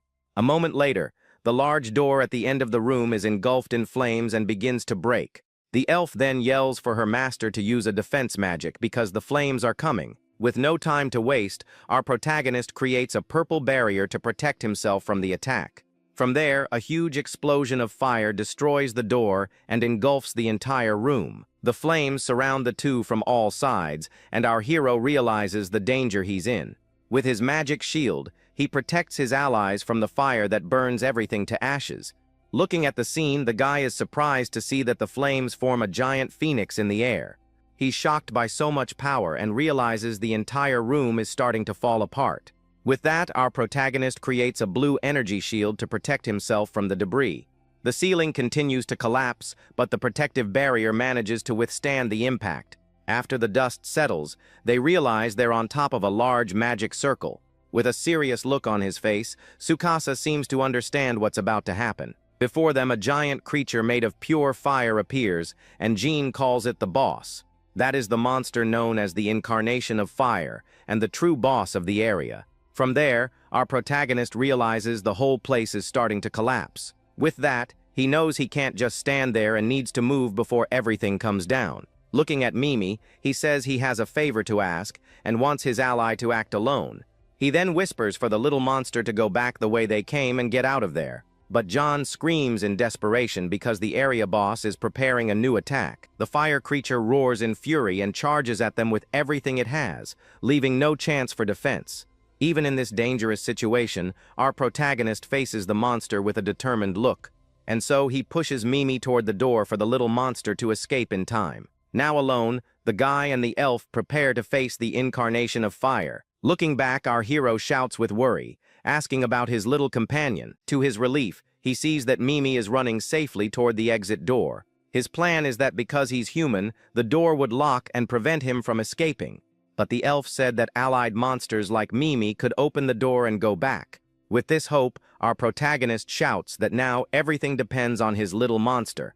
Facing the boss, he activates his trap creation to start the battle for real. The trap he creates is a mysterious wormhole that can spit out objects. The fire boss wastes no time and launches an attack with everything it has at them. At that, the guy yells to Jean that a second wave of attacks is coming. The creature then shoots several fireballs from its mouth at high speed. To protect him, the elf gets in front and uses her sword to slice through the flames. With a swift movement, the warrior manages to defend her master from the creature's attack. With a smile, our protagonist thanks John for her help at that moment. He then says he doesn't need help dodging anymore, and that he'll be the bait. The plan is for John to attack the monster's left leg to immobilize it. The elf accepts the order and says she will complete the mission even if it costs her life. He thinks that now the rest of the plan depends on little Mimi getting the job done. The first order was to get out of the museum the same way they came in before. Right after, the creature runs at high speed through the dark forest. Its final destination is the large lake on the other side of that forest. With a determined look, the little monster prepares to carry out its great mission. Arriving at the lake's edge, Mimi gets ready to execute its master's order. With a great leap, the creature throws itself into the water to complete the final part of the plan. Meanwhile, the fire boss roars in fury and prepares for another attack. The creature attacks, and our protagonist creates a diamond shield to defend himself. Struggling to hold back the blow, he screams in desperation, asking for Jane. The elf then shouts that she's found an opening and that now is the time to carry out the order. And so she charges forward and slashes the creature's leg with her sharp sword. The boss roars in pain from the surprise blow it just took from the warrior. Seizing the chance, our hero uses his wormhole to trap the monster. With that, the beast's movements are sealed, and it gets stuck under the trap. He thinks that now the rest depends on Mimi and that special item it's carrying. Deep in the lake, Mimi opens its mouth and reveals what it was holding the whole time. That was the other wormhole, which will connect to the first one he created. When it's placed at the bottom of the lake, the trap connects to the exit in the dungeon. Faced with the situation, the fire boss is now completely trapped with nowhere to go. With the plan in action, the fire creature feels a drop of water fall on its head. The monster then stares at the wormhole, not understanding what the heck is going on. Looking at the scene, our protagonist gives a slight smile because his plan worked perfectly. The boss is surprised to realize that a huge amount of water is about to come down. From there, the lake water comes pouring down and hits the creature with absurd force. The monster tries to protect itself, but its flames start to go out from the power of the water. And so, the entire place starts to get flooded by the waterfall that has formed there. Tsukasa then yells for John to get behind him so she doesn't get swept away by the current. With no time to waste, he places his hand on the ground and activates his trap creation again. From there, a giant wall appears in front of them to block the flow of water. The prison wall is a trap that blocks anything coming from the outside. With the situation under control, he celebrates because his water torture was a total success. He explains that to beat the boss, he would have needed an army of water mages. Because of that, the only way out was to use the lake outside and send Mimi over there. With the wormhole in the lake, he managed to connect the 2 points and bring the water in. The fire boss screams in pain as the water relentlessly extinguishes its flames. The creature tries to resist, but its body of fire starts to fall apart from the water. With the flames extinguished, a glowing core appears in the giant monster's chest. Jane shouts that the enemy's core has appeared and they need to destroy it now. At that, our protagonist gets ready to use his trap creation. With a shout, he creates a finishing sword from a magic circle. The sword flies at high speed to deliver the final blow to the weakened creature. The blow hits the core dead on, and the boss's body starts to turn to stone. A moment later, the creature collapses, and the waterfall finally stops pouring. With the enemy defeated, the wormhole in the ceiling starts to close slowly. On the other side, Mimi closes the portal in the lake with its special ability. With that, our protagonist and Jen can finally relax a little. Suddenly, little Mimi pops out of a puddle of water and makes a cute celebratory sound. With a smile, they celebrate because the subjugation of the area boss was a complete success. With that, he thanks his little ally, but something strange happens to his hand. Suddenly, Mimi squeals with joy, and our protagonist kneels down, surprised by an object. A dagger shrouded in magic power was stuck right in the stone body of the boss. John then explains that's the area's hidden item and asks him to accept it. Our protagonist is thoughtful because he's never heard of an item like that before. With that, he wonders if it's an ultra-rare treasure that's hard to get. The elf reveals that the item was at the bottom of the lake and came through the portal with the water. With a victorious smile, the guy holds his new and powerful reward in his hands. He then reflects that he would have never imagined an item like that at the bottom of that lake. The screen reveals the weapon's name as Mystic Light Blade, but with unknown effects. With that, he decides he'll find out the weapon's powers by using it in combat. Suddenly, a strong tremor shakes the place, and the boss's body starts to tremble violently. Our protagonist is startled by the noise, but John tells him to stay calm. She explains that the tremor accompanies the subjugation and the passage is moving, and so the passage opens a path to the next area, which is the escape route. The scene changes, and we see the border between the Iwatani and Kawabe wards in the city. Our protagonist climbs out of a manhole and realizes he's right on the area's border. He thinks that despite everything, he managed to get this far, but a voice calls out to him. A man asks what he's doing there, and the guy turns around, startled by the situation. Without a second thought, he pushes Jan back into the manhole and tells her to hide. From there, he turns to face the group of men approaching him. One of the hunters scolds him, saying not to wander alone during an emergency. Our protagonist recognizes the uniforms of the Hunter Association's rescue squad. At that, one of the group's leaders tells the others to clear a path for them to pass. The man then looks at him and asks if he's the S-rank hunter Ninomiya. With a smile, the guy shows the young man's profile and says his reputation has already spread. He explains that the rumor of our protagonist defeating an area boss all by himself has already gotten around. The guy remembers the battle against the dragon and admits he made a pretty big scene, and so the man invites him to join their squad and work together. To convince him, the guy says he can use his authority to register him as a hunter. Our protagonist is speechless because this is the recruitment he's always dreamed of. Faced with the offer, our protagonist clenches his fist tightly as he needs to make a decision. To everyone's surprise, he bows and says he completely refuses the man's offer. The squad leader is in shock and asks if he's going to continue acting as an independent hunter. Without saying another word, the guy remains bowed as a sign of respect and gratitude for the chance. With that, the man understands he has his reasons and that it was a good opportunity to gain fighting power. And so the leader says that if he wants to act alone, that's fine, but to be careful on the way. He then warns him because he heard that illegal hunters are committing crimes in the Iwatani ward. Our protagonist remembers the thugs he encountered and gets worried by the way the man spoke.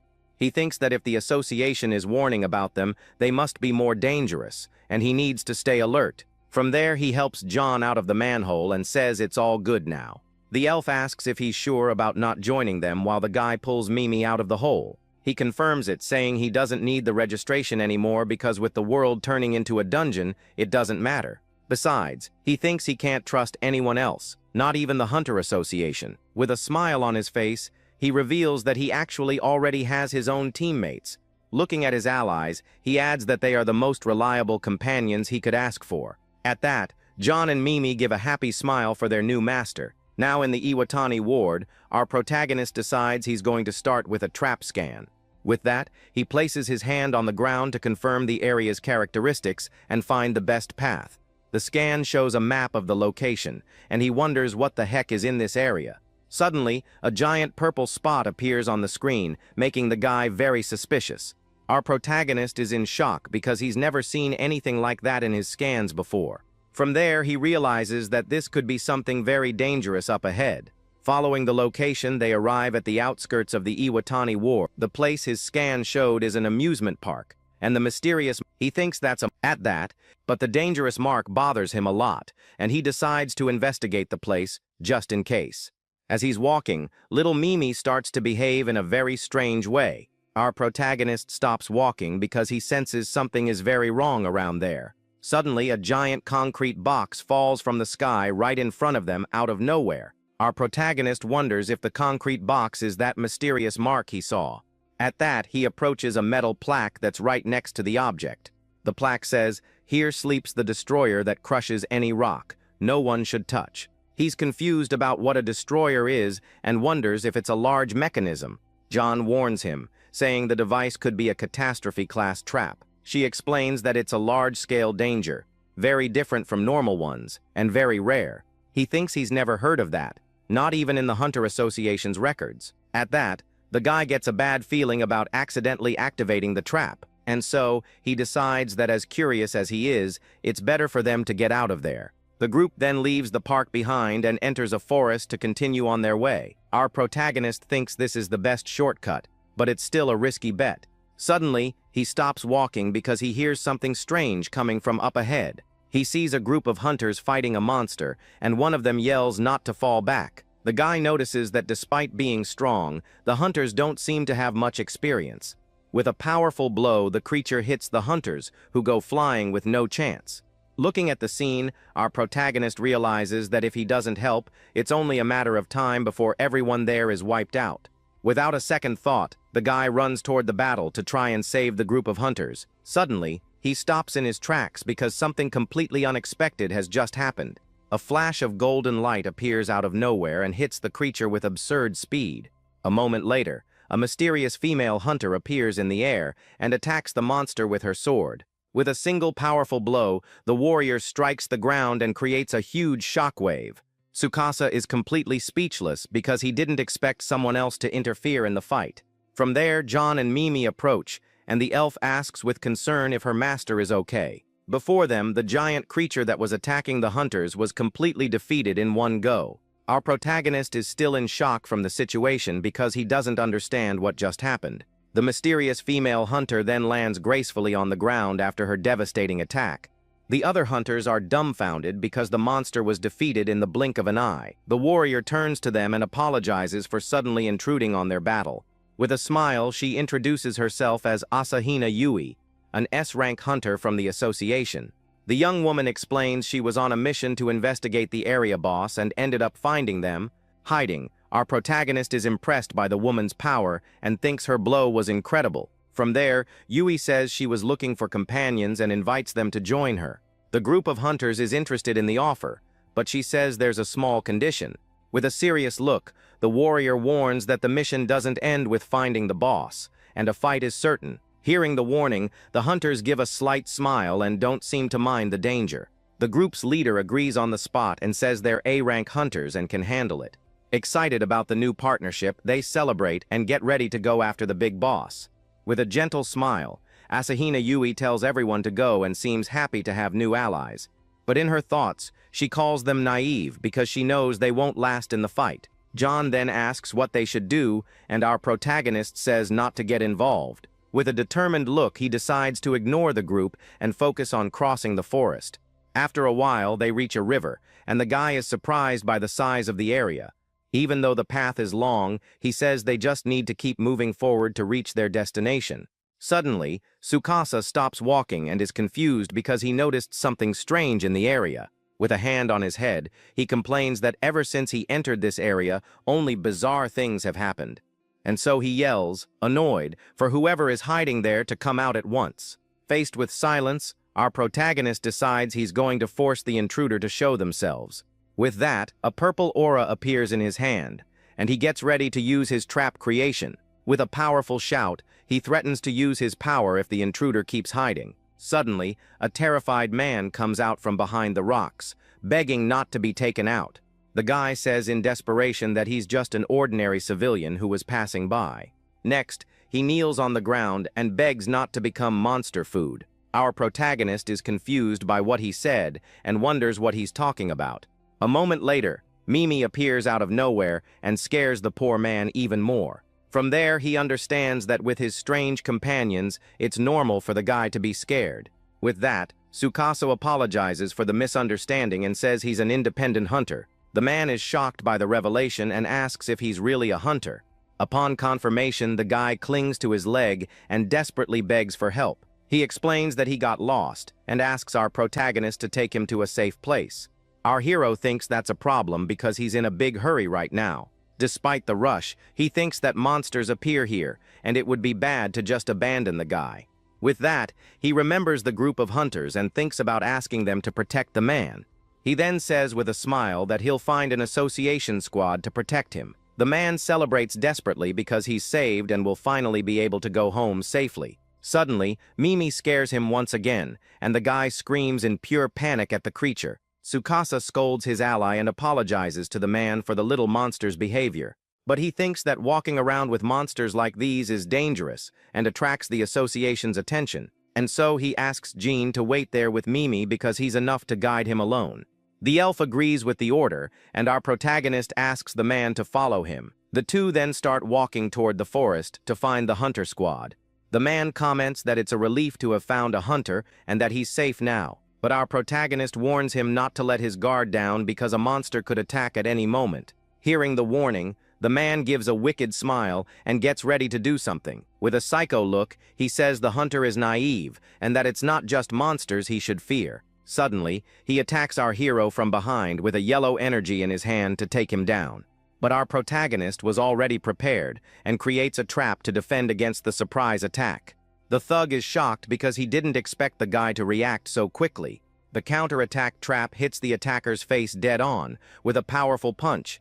With the impact, the man goes flying, and our hero says he was expecting that the whole time. He adds that he had already been warned about the illegal and malicious hunters in this area. Lying on the ground, the man gives a wicked smile and confirms he's one of the thug hunters. Even so, he doesn't give up and gets up to show one of his special abilities. With a victorious smile, he reveals a blue sword and asks if our hero noticed he stole it. Our protagonist is in shock because he recognizes that weapon from somewhere. He remembers that it's the mystic light blade he got from the boss in the other area. The thief then mocks the guy and says he was very careless for letting that happen. He explains that he used his skill right when he was hit to take the opponent's rarest item. His ability is called Rarity Steel and is used to take the enemy's strongest equipment. With a wicked smile, the thug boasts that this is his great special ability. From there, he charges with everything and shouts that with an OP skill like that, he's simply invincible. But suddenly, a blue magic circle appears under him and traps him with sharp vines. The thug is surprised and doesn't understand how the heck a trap just appeared out of nowhere. With that, the vines bind him tightly and lift him into the air, leaving him completely immobilized.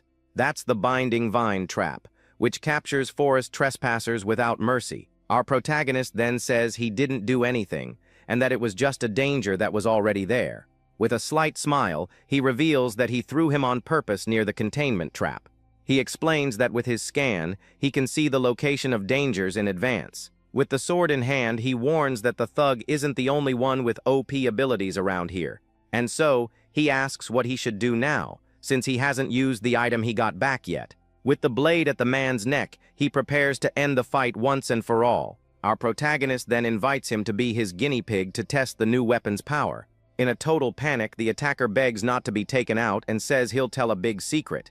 He reveals that he knows the location of the hidden and ultra-rare item in this specific area.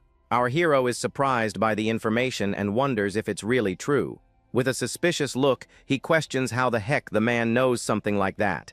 The man yells that it's true, and he knows where the hidden item is and asks to be let go. With a suspicious look, our protagonist asks if he really knows the location. Tsukasa thinks that he used the scan as soon as he entered but didn't find any likely spots.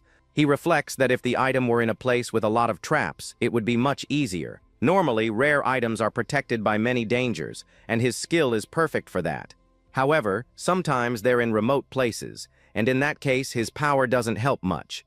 At that, he deduces that this time, the treasure is in one of those undetectable areas. Suddenly, John appears and asks with concern if her master is okay, and he calls her over. The elf explains she heard the sounds of battle and ran with Mimi to help in the fight. Our protagonist is happy with their concern and apologizes for the scare. He then explains to the elf that this guy is an illegal hunter he just captured. With that, John understands the situation and asks her master to leave the final blow to her. From there, the warrior readies her sword with a threatening look at the thug. The man's eye widens in pure terror as he realizes his end is near. Desperate, he yells for the elf to wait and asks them to listen because he has something to say. Desperate, the man yells that he saw a clue to the hidden item and that he's not lying. At that, our protagonist and Jean stare at the thug with a very suspicious look. To save himself, he starts to explain that he was looking for a hunter to ambush. The thug explains that for that, he walked deep into an isolated canyon. Suddenly, the cliff in front of him started to shake and move strangely. From there, a giant stone monster with red eyes appeared right in front of him. Impatient, Tsukasa asks what the heck that has to do with the hidden item. The man gets annoyed and calls him stupid, saying the answer to that is pretty obvious. He yells that a monster that's strong and tough must surely be guarding the treasure. Our protagonist finds the idea a bit too simplistic, but thinks it might be possible. With that, Jan warns her master that it's dangerous to believe the guy, but not impossible. She explains that to trick hunters, sometimes items are in simple places. Because of what John said, our hero decides that maybe it's worth believing him. Reluctantly, he draws his magic blade and prepares to go to that location. He announces that they're going to get the item because there's a chance it could help find Shiori. Our protagonist tells the thug to guide them to the stone monster without removing the vines. Suddenly, his eyes widen as he notices a strange glow in the middle of the forest. A moment later, the guy goes on alert at the sound of a blade cutting through the air. The golden glow approaches them at high speed, indicating a powerful attack. He turns around in shock because he didn't expect someone to just appear out of nowhere. The mysterious female hunter cuts the vines, and our protagonist jumps back to protect himself. With the blow, the trap is undone, and the thug finally manages to break free from the vines. John and Mimi run over worriedly, but Tsukasa says he's fine. The warrior then yells for him to stop because he's gone too far with his evil deeds. She says she heard about illegal hunters and is sure he's one of them. Our protagonist is shocked to realize she's the S-rank hunter who was looking for the boss. Meanwhile, John notices that the other hunters from her group have also appeared. The men surround the elf and little Mimi, preparing to attack them both at any moment. One of them yells that he's going to defeat the despicable illegal hunter and wipe them out. And so, he charges and attacks the little monster along with the other monsters in the area. Our protagonist yells for Jan to be careful, because those guys have gotten it all wrong. The female hunter attacks, and the guy creates a shield trap to defend against the blow. The abrupt shield is a weak wooden trap that appears out of nowhere to block attacks. With difficulty, he manages to hold back the hunter's strength and grinds his teeth in pain. Jan shouts, worried about her master, but the hunter is unfazed by the scene. The young woman says the fact that he commands evil creatures is proof that he's evil. He yells for her not to jump to conclusions because she's fighting the wrong person. Meanwhile, the thug celebrates his luck and decides it's time to get out of there. John then asks if her master wants her to annihilate all those hunters. The female hunter is shocked and speechless at what the elf just said to them. At that, our protagonist forbids her and tells her to grab Mimi and get out of there now. Jan understands the order and says she will retreat from the location immediately to protect them. And so, she dodges the hunter's attacks with surprising agility. The men are in shock at her speed and yell that they can't catch her. The female hunter watches the scene with a serious and focused look on what to do next. With a sword strike, the hunter breaks the shield and prepares for the next attack. The other hunters watch from a distance as she charges toward our protagonist. The young woman then yells not to worry about the monsters and to surround the evil leader. Tsukasa faces the hunter with a serious look and doesn't seem intimidated by the situation. She praises him for letting his companions escape and staying behind to fight. From there, the warrior says it's now 4 against 1, and he has nowhere to run. Our protagonist tells her not to be mistaken because he didn't stay behind out of desperation.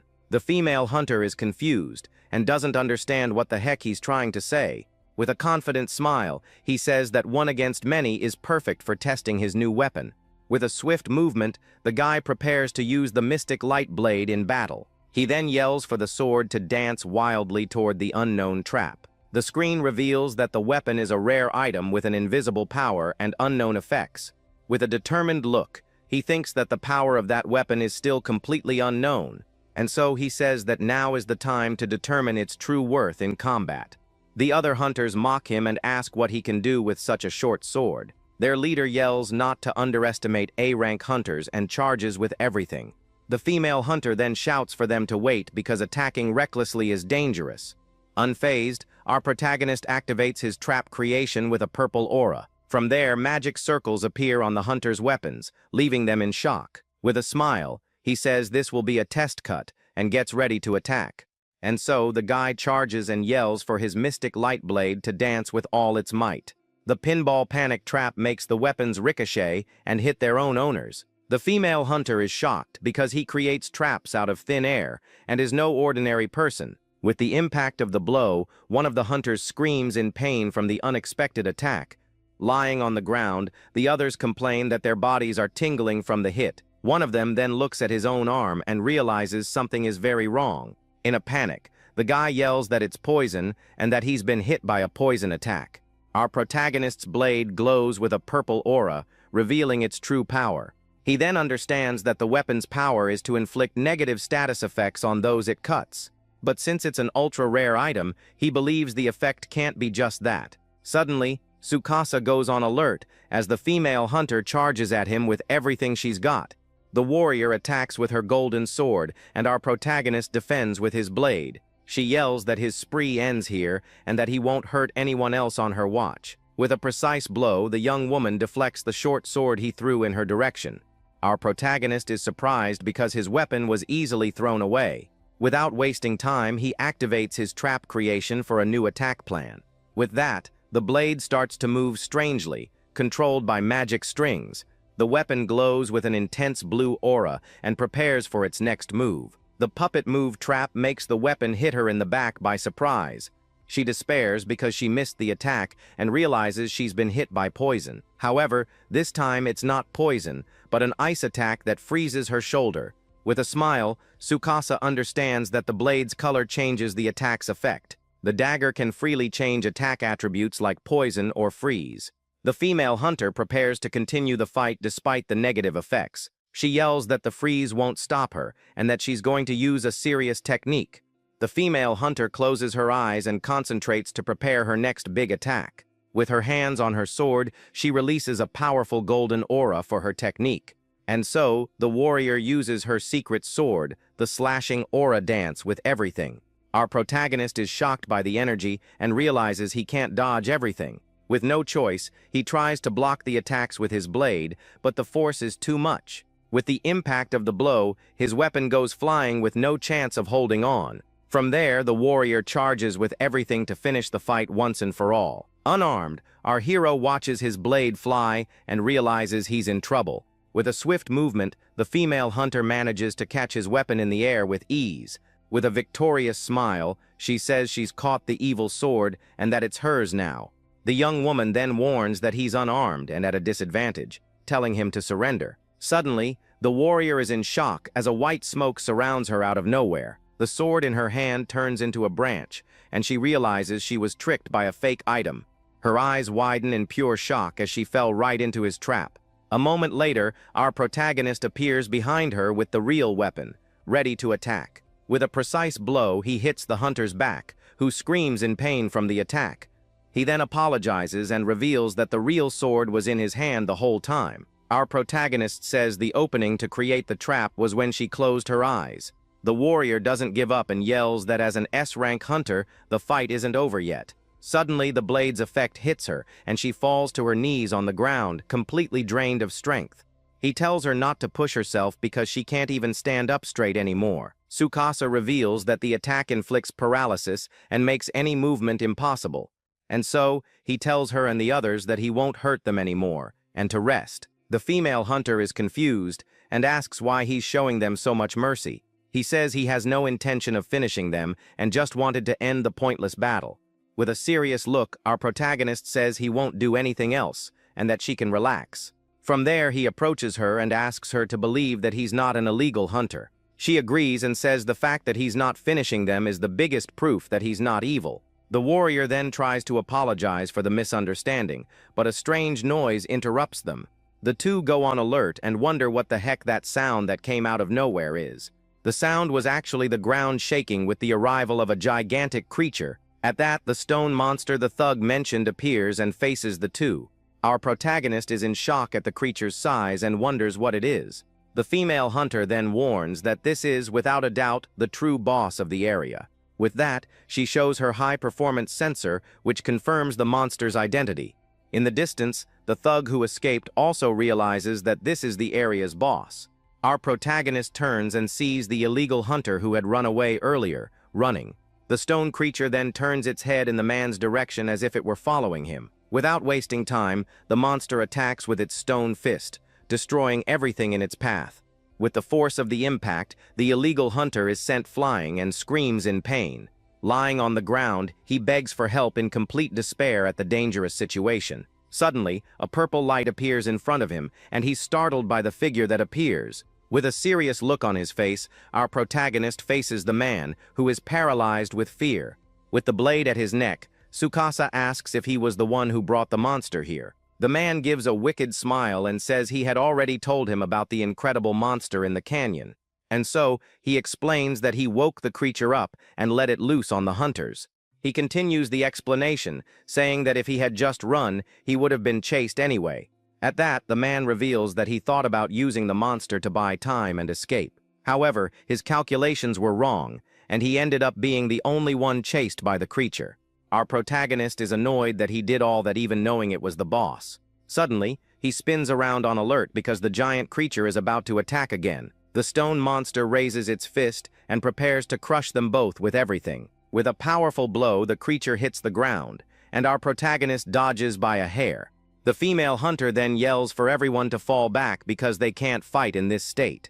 One of the hunters panics and screams in desperation at the dangerous situation. The warrior realizes that the darn monster is aiming for them now. Without wasting time, Tsukasa activates his trap creation to get the beast's attention.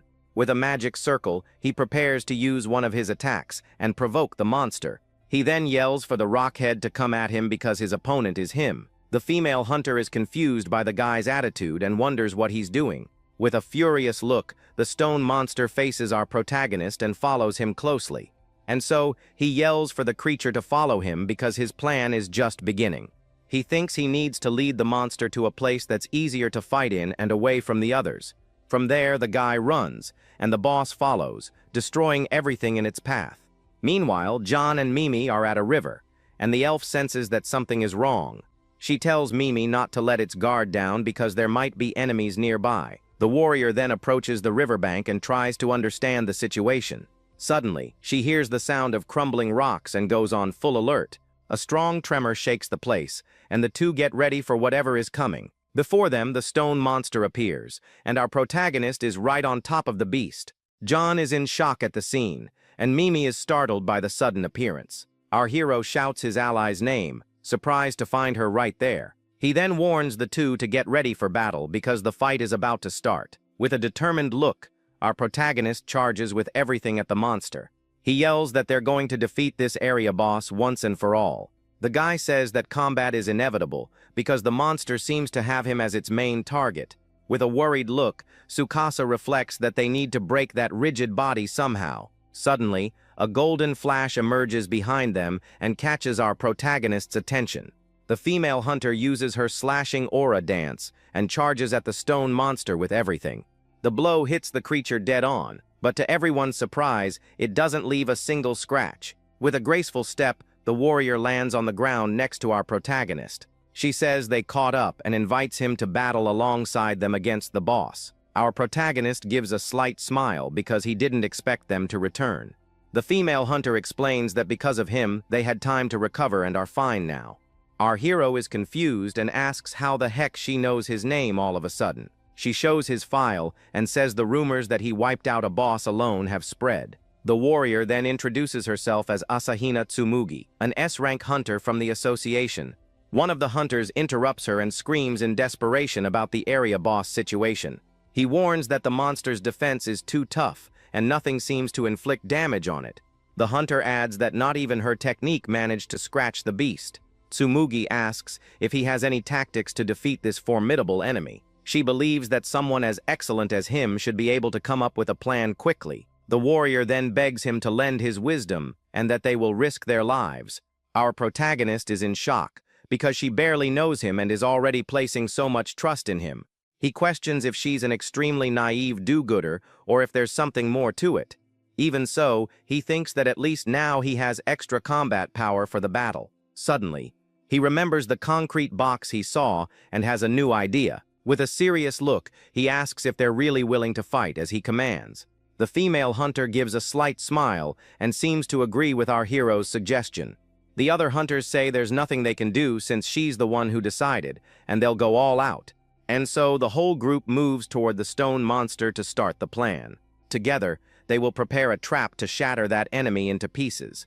With the team assembled, he shouts that the operation has started and tells everyone to get ready for the stone monster's attack. He then turns to the elf and says she needs to move on her own and go back the way they came. Just then, one of the gray-haired hunters screams in terror that the creature is coming right at them. The stone creature raises its gigantic fist, getting ready to smash everyone in its path. With that, the creature's fist comes down with full force. But the young man activates his trap creation. A blue energy barrier then springs up from the ground, protecting the boy and the rank hunter from the impact of the strike. The young warrior is shocked by the situation and wonders what just happened. It was a defense trap, a shock-proof shelter as strong as a shell that blocks any attack. The other hunters are impressed with the young man's ability and how incredible it truly is. Meanwhile, the elf runs at high speed away from the battle to carry out her part of the plan. One of the guys then asks where the armored warrior went, but the young man explains it's all part of the strategy. With a smile, he says he sent the elf ahead, and they'll follow right behind while luring the boss. With that, their destination is the amusement park in that area as they draw the monster there. The S-rank hunter then approaches and asks why they're leading the creature to the park. The young man replies with a serious look that it's because there's a trap there that can take down that enemy. The boy then wonders to himself if the catastrophe trap will be the key to winning the battle. The stone creature attacks again, and the hunters have to spread out to avoid being hit. The protagonist shouts that there's no time for explanations and tells everyone to fall back and deal damage little by little. With that, the guys understand they'll use feet attacks to distract the enemy and agree to help. And so, the stone creature is bombarded by several energy attacks as the group carries out the plan. The hunters go all out, using an electric axe and a thunder spear to harm the stone creature. But the stone monster doesn't seem to feel a thing and stares at the hunters with its glowing red eyes. Then, another hunter uses a fire sword to try and deal some damage to the creature. However, the giant monster manages to dodge the strike and counters with a powerful attack. Desperate, the hunter realizes the enemy's attack reached him first, and that he's about to be crushed. But our hero activates his trap creation and makes a giant magnet that forces targets to move. Just then, the young man is pulled by the giant magnet, escaping the monster's fist by a split second.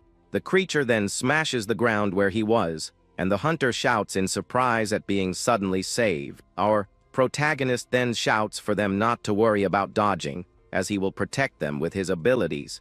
Seeing the scene, the S-rank hunter understands that he's using traps to help everyone evade. With that, she plants her feet firmly on the ground and gets ready to show off all her power as an S-rank hunter. With a fiery aura around her, the warrior says she'll also give it her all in the battle ahead. The young woman then readies her secret sword to unleash a powerful strike against the stone creature. With a shout, she uses her explosive strike and launches a full force blast of fire at the monster. The fire attack hits the stone monster head on, which seemed to have no chance to defend itself. To everyone's surprise, the hunter's strike manages to crack the creature's arm, dealing real damage. With its arm injured, the stone monster roars in fury and prepares a counter attack with everything it's got. The creature then tears off a piece of its own arm, and our hero shouts that they're taking off.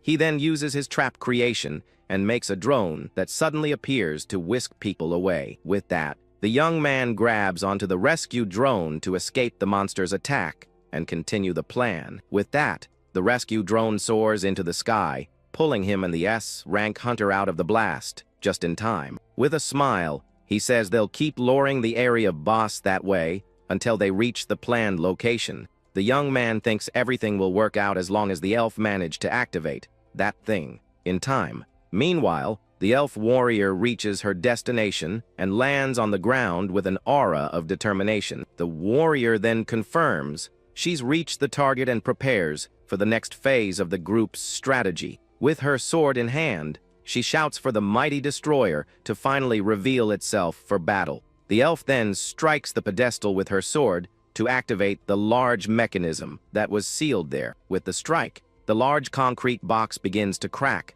and a very intense golden light shines from within it. Back at the battle, one of the hunters runs desperately as the stone creature chases him. Out of breath, the young man complains that his stamina is running out, and he won't last much longer. The creature then tries to smash another hunter, but two purple portals appear to save him at the last second. The young man is teleported by the spatial distortion, which unexpectedly transports him to another location. The young warrior helps the rescued hunter and celebrates that the rescue was a success and everyone is safe. The protagonist says they're almost out of the forest and that everyone has done a great job so far. He then turns to his little monster and says he'll leave the rest to it, telling it to run to the park. The little chest then uses a smoke candle that attracts monsters to get the stone creature's attention. With that, the stone monster starts chasing the little chest, which runs at high speed away from the group. In the air, the protagonist spots the amusement park and realizes they're almost at their final destination. The stone creature follows them to the park, and the young man shouts for it to keep coming in that direction. The scene then shifts to the elf, who is on top of a golden structure, waiting for the monster with a smile. The elf warrior stands before the large concrete box, which is now cracked and glowing. The scene then changes to the amusement park, where an ice cream truck is playing loud music. Just then, the stone monster lands forcefully on the park ground, breaking everything with the impact. The giant creature arrives right where the little chest was luring it with the special smoke. With the force of the landing, the little monster is thrown far away with no chance to defend itself. The unknown calamity trap is a giant bell, and the little chest wonders what will happen if it's activated. Suddenly, gigantic chains shoot out from the bell's mechanism at an absurd speed. The chains then wrap around the stone monster's body, completely trapping it in place. With its whole body tied up, the stone creature is completely immobilized, unable to move. The monster then becomes furious with the situation, its eyes glowing with a red aura of rage. With a red energy, the creature tries to break free from the chains with all its might. Seeing the danger, the elf warrior runs at high speed to save the little chest that was on the ground. With a smile, our hero says she did a good job, and that he's leaving the little monster in her hands. The young man thinks that to capture an area boss, he needs to weaken the creature even more. So, he prepares a rain of fire to set everything ablaze with a sphere of purple energy. The attack, called Fiend's Flame, hits the monster with flames that are meant to completely consume all intruders. The elf warrior uses her sword to shield herself from the flames while holding the little monster in her arms. The stone creature is hit head on by the flames but opens its mouth and seems to be feeding on the fire. Even with the fire attack, the stone creature seems to be fine and hasn't taken much damage. The young man then reflects that it doesn't matter what it is, as long as it can be considered a trap. He says that the trap will become a weapon for him, the master of traps. With that, the giant bell smashes the stone creature with absurd force. Fallen on the ground, the stone monster groans in pain from the devastating impact of the blow. Just then, a large red explosion occurs, and our hero watches everything from above. The other hunters arrive, and the young warrior asks in shock what just happened. The young man then lands with his drone and faces the group, who watch him with admiration. He explains that the monster was taken down by the trap, and that the area is now safe. With that, everyone celebrates the defeat of the area boss with shouts of joy. The S-rank hunter is surprised and thoughtful about the situation she just witnessed. The battle site is now full of items, and the warrior wonders what they are. She picks up an item and deduces that they scattered when the monster's body broke apart. The other guys realize they can take as many items as they want and get very excited. Meanwhile, the little chest monster eats some of the items with a happy sound. The protagonist then notices a shiny object on the ground and wonders what it could be. He picks up the object and realizes it looks like a bracelet with a very intense glow. With that, a blue light emanates from the bracelet as he holds it with a surprised look. The screen reveals it's the bracelet of celestial perception, used to see the status of others. The young man is shocked and wonders if he can really see the status of other hunters. He remembers that this is impossible, as normal equipment can only measure one's own status. With a determined look, he faces the other hunters, ready to test his new power. He wonders if he should try, and with that, he puts the new bracelet on his wrist to test it. A blue energy aura then surrounds him, and he activates the bracelet's power with a determined look. The analysis reveals that the S-rank hunter has high stats, but her mana is surprisingly low. He understands that she hides this weakness with her swordsmanship and combat techniques. The young man realizes that exposing an opponent's weakness is like a cheat, and this goes beyond a normal item. He turns to his elf companion and asks if that's an ultra-rare hidden item, and she confirms. The warrior explains that the item was hidden inside the body of the very area boss they defeated. Just then, he remembers the illegal hunter saying there was a treasure near the stone monster. The young man concludes that the criminal's speculation wasn't entirely wrong, and he was kind of right. Suddenly, the S-rank hunter's communicator starts beeping, and she looks at the device on her wrist. She then tells everyone they're receiving a transmission, and that it must be a message from headquarters. The young woman says the interference vanished after the boss's defeat, and that there might be new information.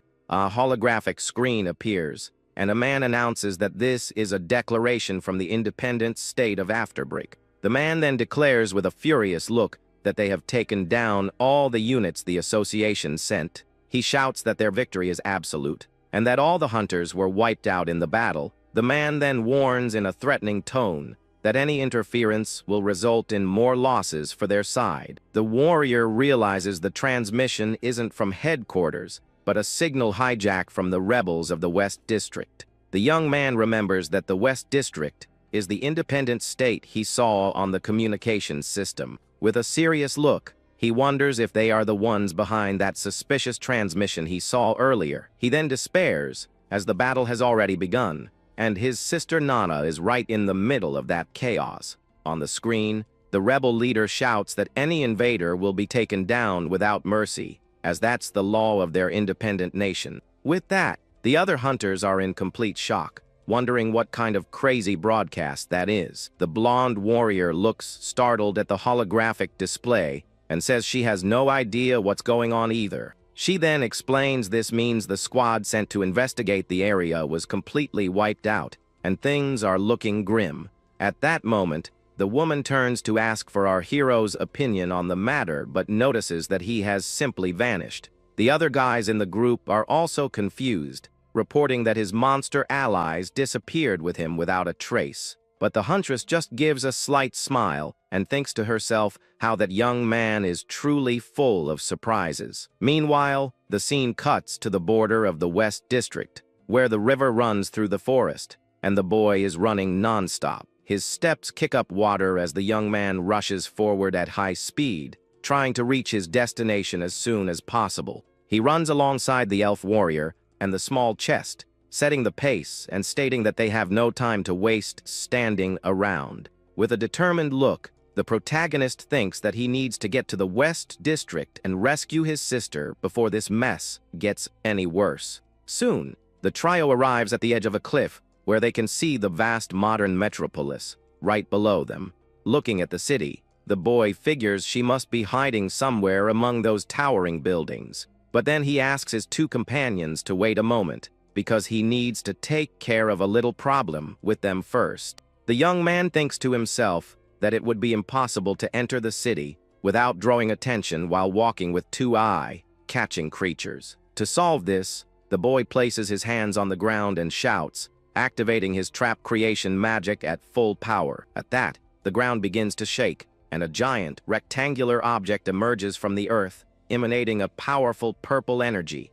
Faced with the scene, the elf warrior and the small chest watch everything with wide eyes, completely confused by the situation. The generated trap is a phantom coffin that serves as a perfect vessel to seal monsters inside. At that moment, the lid of the enormous coffin begins to open slowly, revealing a dark interior ready to be used. At that moment, the young man asks if the two of them can stay inside that special container to be transported. He then explains that this item is used to store his allies and summon them whenever he needs them.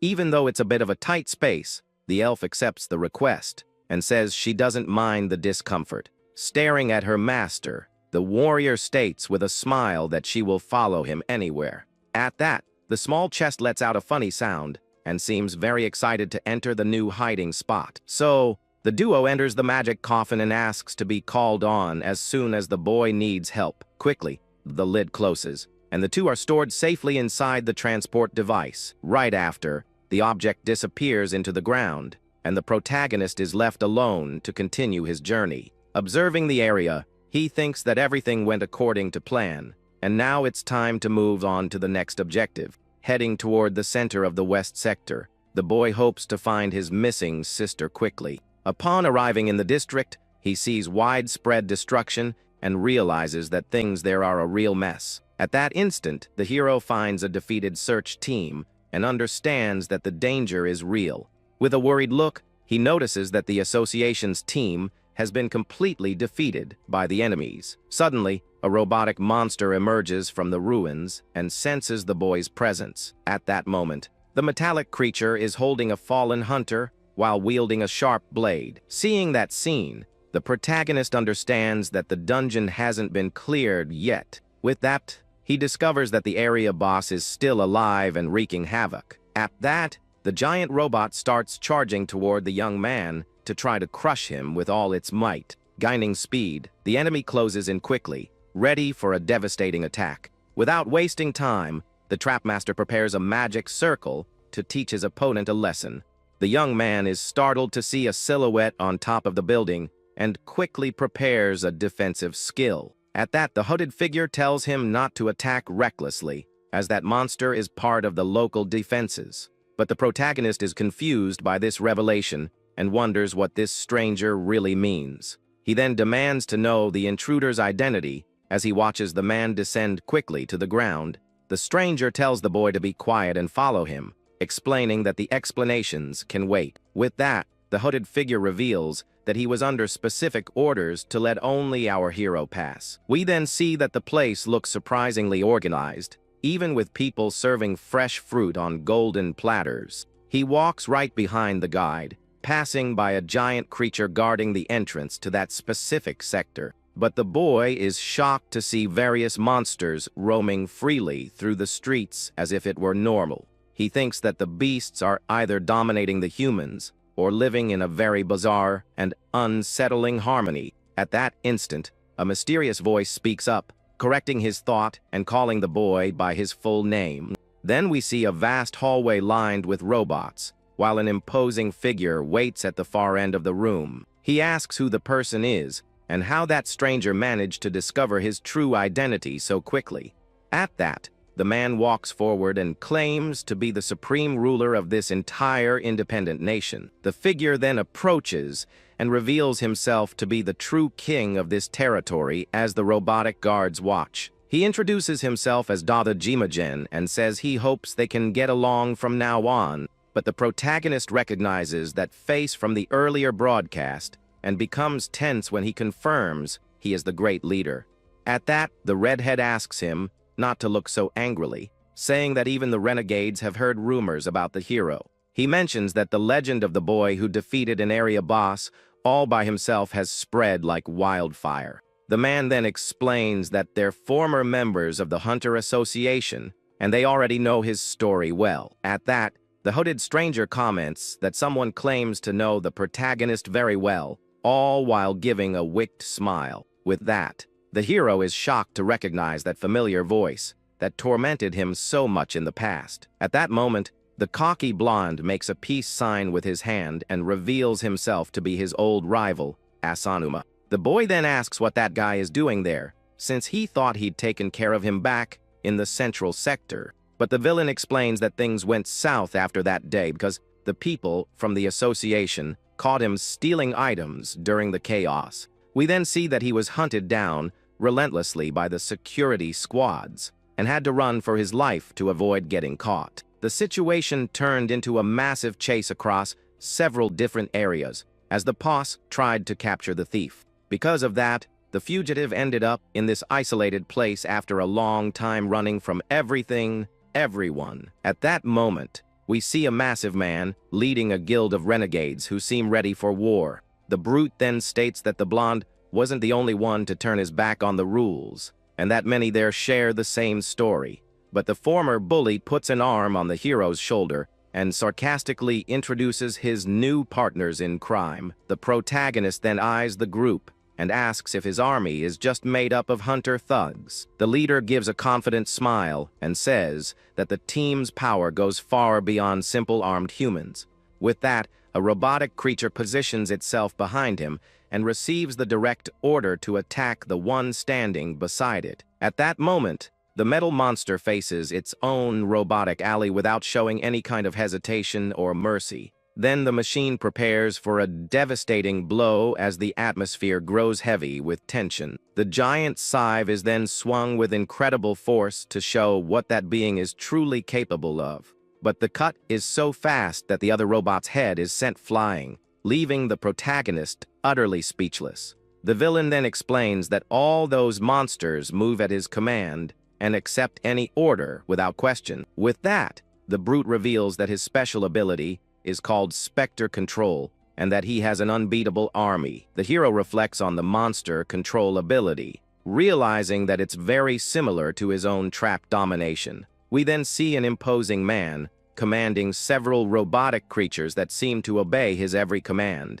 But this guy can control any ordinary creature, while our protagonist can only command specific monster types. He then realizes that in terms of versatility, he's at a disadvantage against his new adversary, as his own functions are much more limited. At that moment, a little girl trips near one of the giant robots and freezes in fear at the unexpected situation. The child's mother then runs to protect her and apologizes desperately, fearing the creature will harm her. But the metal giant just tells the girl to be more careful of her surroundings when walking down the street. With that, the army leader explains that those machines are there precisely to protect the powerless citizens. He assures them that with this army, everyone's safety is guaranteed against any invader or outlaw who tries anything. But this man's plan goes far beyond that area, as he intends to expand his rule across the entire planet. With a smile on his face, the villain declares that it all begins here with the rule of his own newly created independent nation. The protagonist is shocked to realize that the guy is serious about uniting the whole world under his personal command. The leader then asks to get back to the main topic, because he still has a few questions for the boy.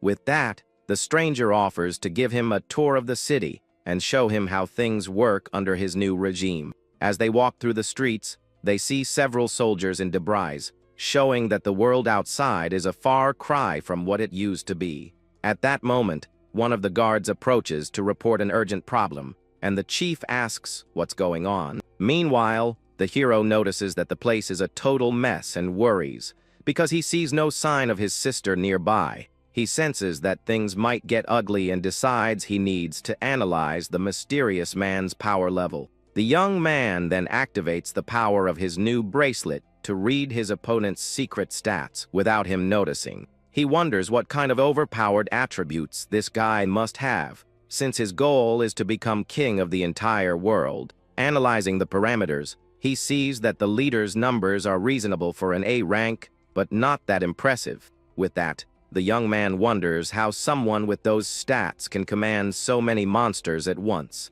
At that moment, the red-haired man approaches to talk about what really matters to the boy. He then offers him a place in his new independent nation and invites the hero to help build this world. But the protagonist just stares at the villain with a serious expression, full of doubt about the strange proposal. The young man then responds directly that he refuses the invitation and has no intention of joining the criminal group. At that instant, he states that the world the man is trying to create is nothing but a living hell for people. The leader then regrets the answer, reminding him that he'd only make the invitation once before taking action. With that, the enemy extends his hand and activates a powerful ability that makes red chains appear out of nowhere. Trapped by the chains, the boy tries to react, but realizes the item is much stronger than he imagined. At that moment, the hero notices that the magical object is meant to completely seal the use of any ability. The villain comments that it's a waste to eliminate someone so talented, but he won't accept anyone who opposes his ideals. The soldiers then approach, as the leader points to the prisoner, who is completely subdued. He shouts for all to hear that the invader will be dealt with in the cruelest way possible for refusing the offer. At that moment, the executioner orders them to take the protagonist to the execution field, and the young man is startled. Walking through the rebel, the group leads the prisoner away while the nation's chief walks ahead with confidence. The boy regrets letting his guard down, not expecting them to have such a rare magic sealing item. He realizes that this Dojima guy seemed to have high expectations for his potential before the refusal. But the hero concludes that the man is just a crazy tyrant for sending someone to their end over so little. At that moment, a gray-haired guy approaches to mock the situation, saying he made a very poor choice. He continues to taunt him, saying the protagonist could have even become a minister if he had accepted. Looking to the side, the young man pretends to agree, saying he really made a huge mistake back there, but he quickly clarifies that his mistake wasn't refusing the alliance with that band of dangerous criminals. The boy then states that his real mistake was getting involved with trash like them in the first place. With that, the protagonist forcefully kicks a soda can that was lying on the ground. The object flies through the air towards a wall, where a magic circle is glowing intensely. As soon as the can hits the center of the symbol, a red light explodes and activates a hidden mechanism in the area. One of the guards notices the strange movement and yells in desperation that something terrible is about to appear. At that moment, the magic circle changes color to a bright blue and releases a devastating energy in the area. Then, a gigantic whirlwind of flames erupts to swallow everything and begin the real chaos on the battlefield. Run, the fire is coming, and the hunters flee in desperation from the intense heat. With that, the tracking device ends up being destroyed, while the chains tighten on the hero's arm. At that moment, the young man announces that he'll use the traps on the wall to fight his own way.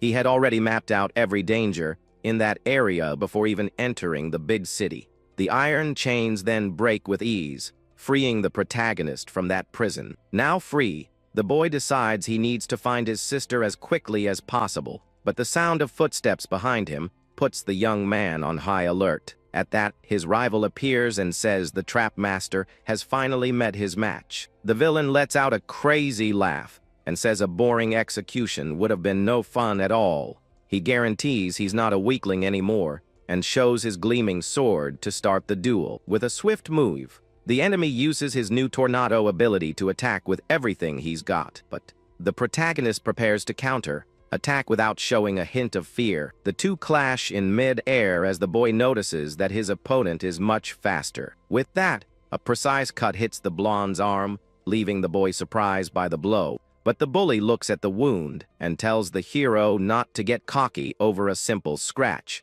The young man then replies that it's far from just an ordinary injury. At that instant, the villain looks at his own hand and starts to feel something strange.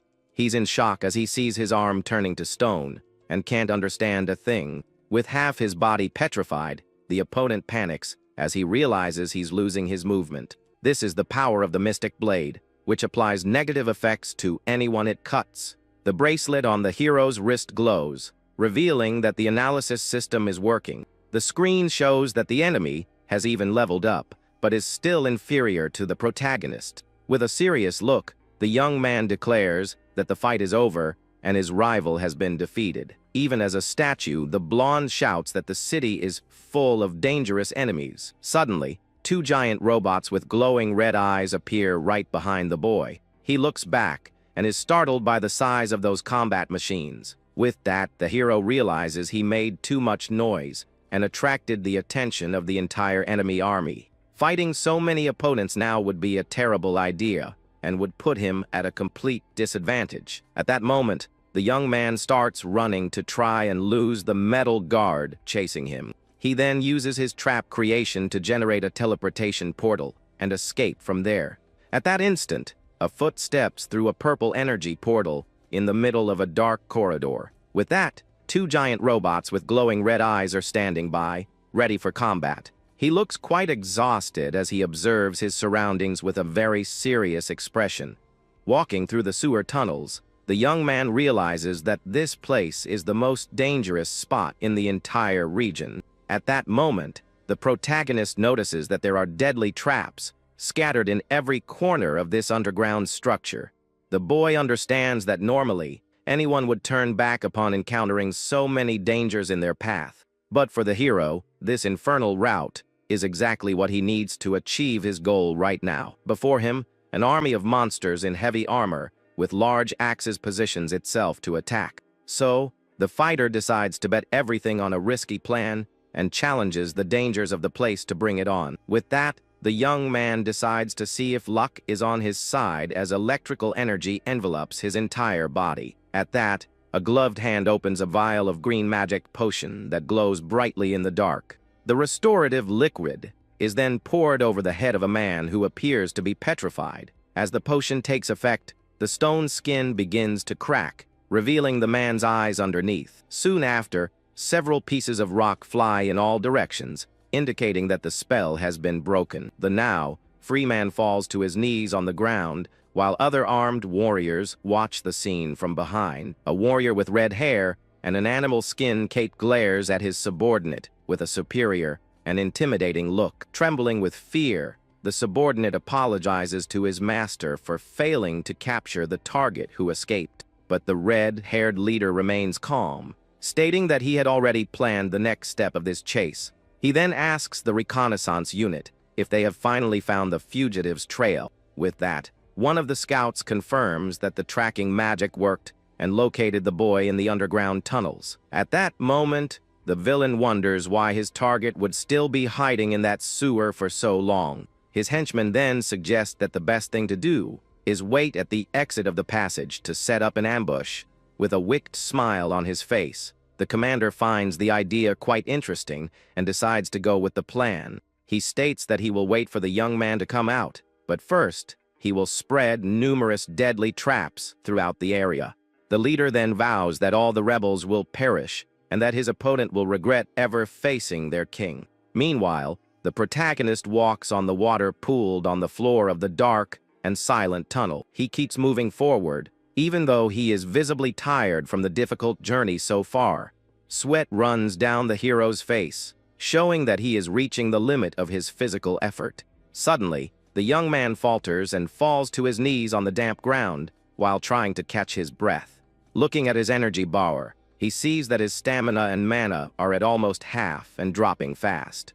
After the intense fight in the tunnels, the boy feels exhausted but notices archers surrounding him on top of the bridge. At that, one of the soldiers fires a precise arrow in the hero's direction as he tries to catch his breath. Dodging with difficulty, the young man lets out a heavy sigh, realizing his situation is getting worse and worse. Then, several projectiles fly in his direction, and he is forced to perform evasive maneuvers to avoid being hit.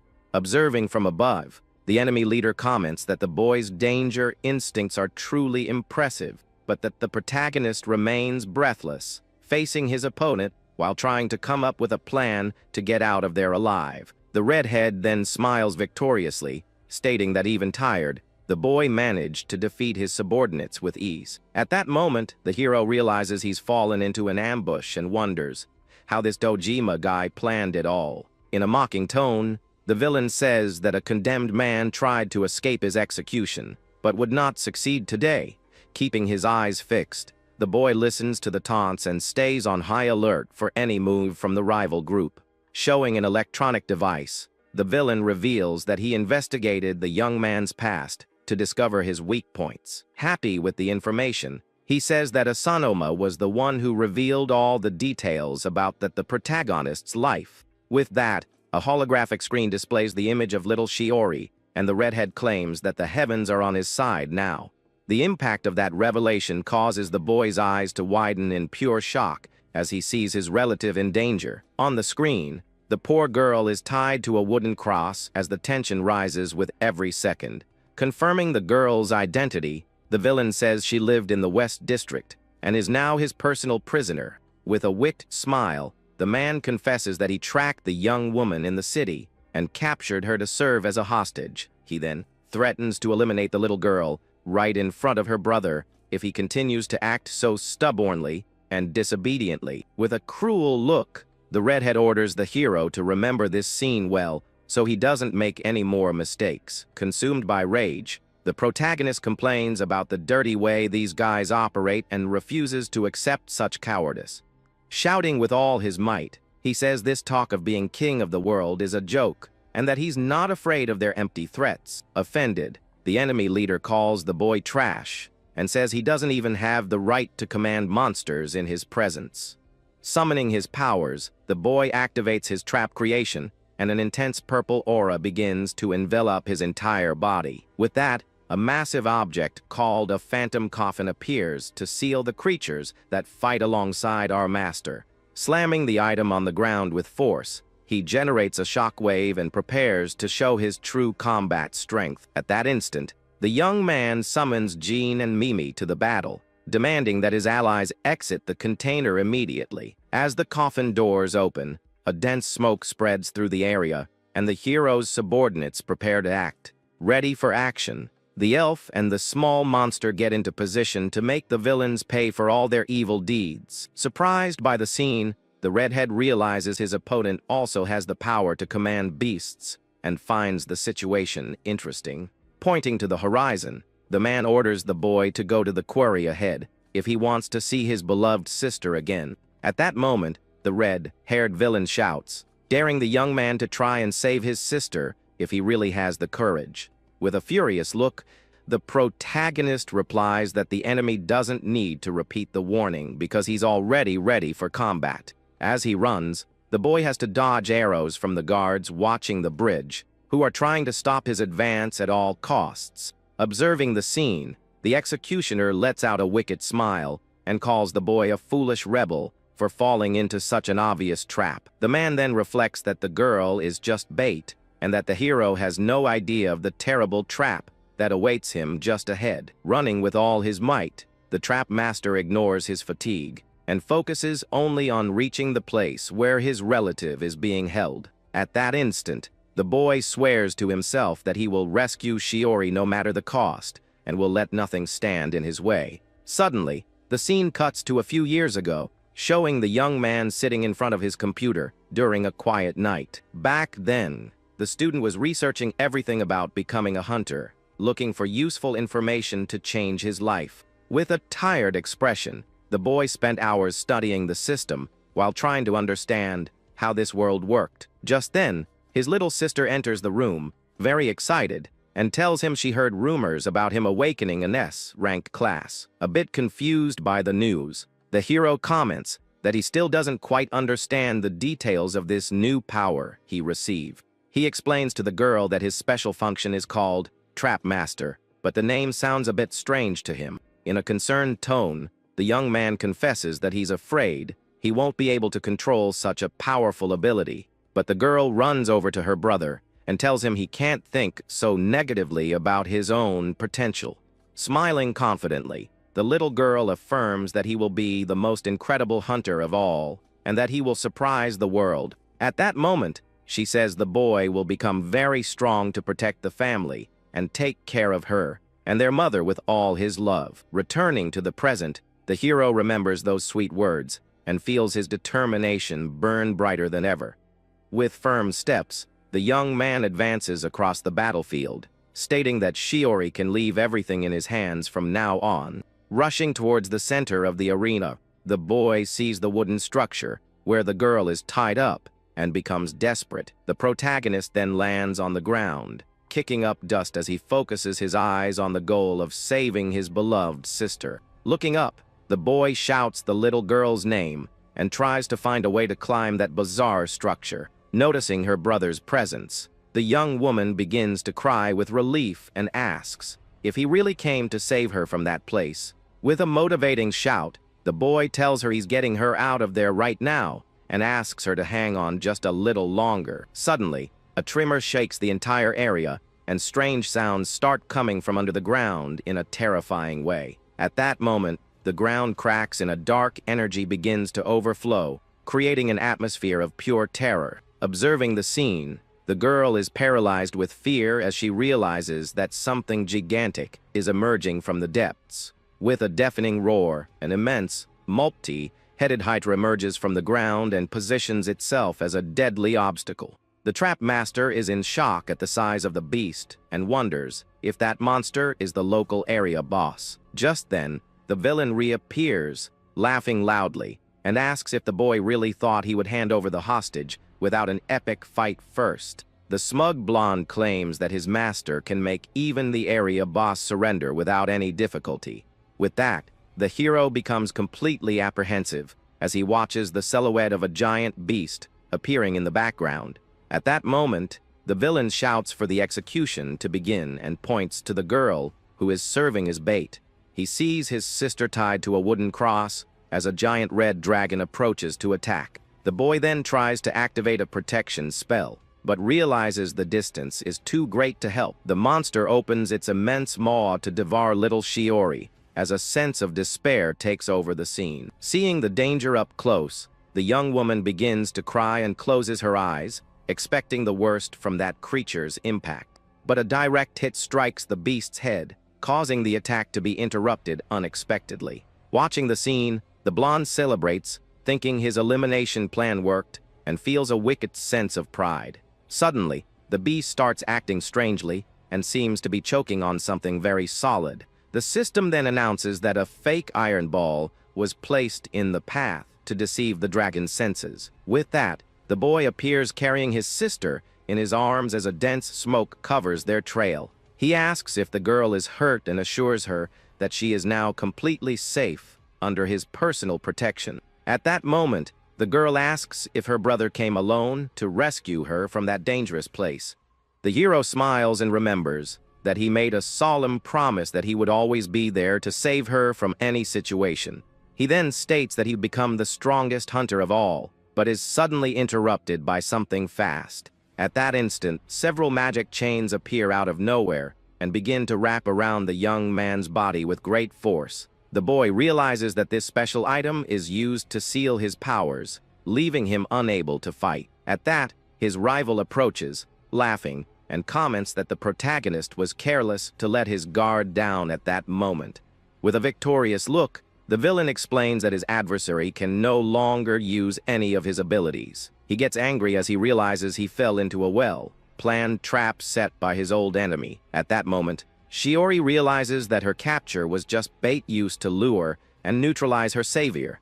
The blonde then gives a sinister smile and states that even though the hero got stronger, he's still knave. Just then, a gigantic multi-headed creature appears behind the villain, demonstrating overwhelming power. Desperate, the young man orders his sister to flee from there immediately so she doesn't get caught in the middle of the deadly chaos.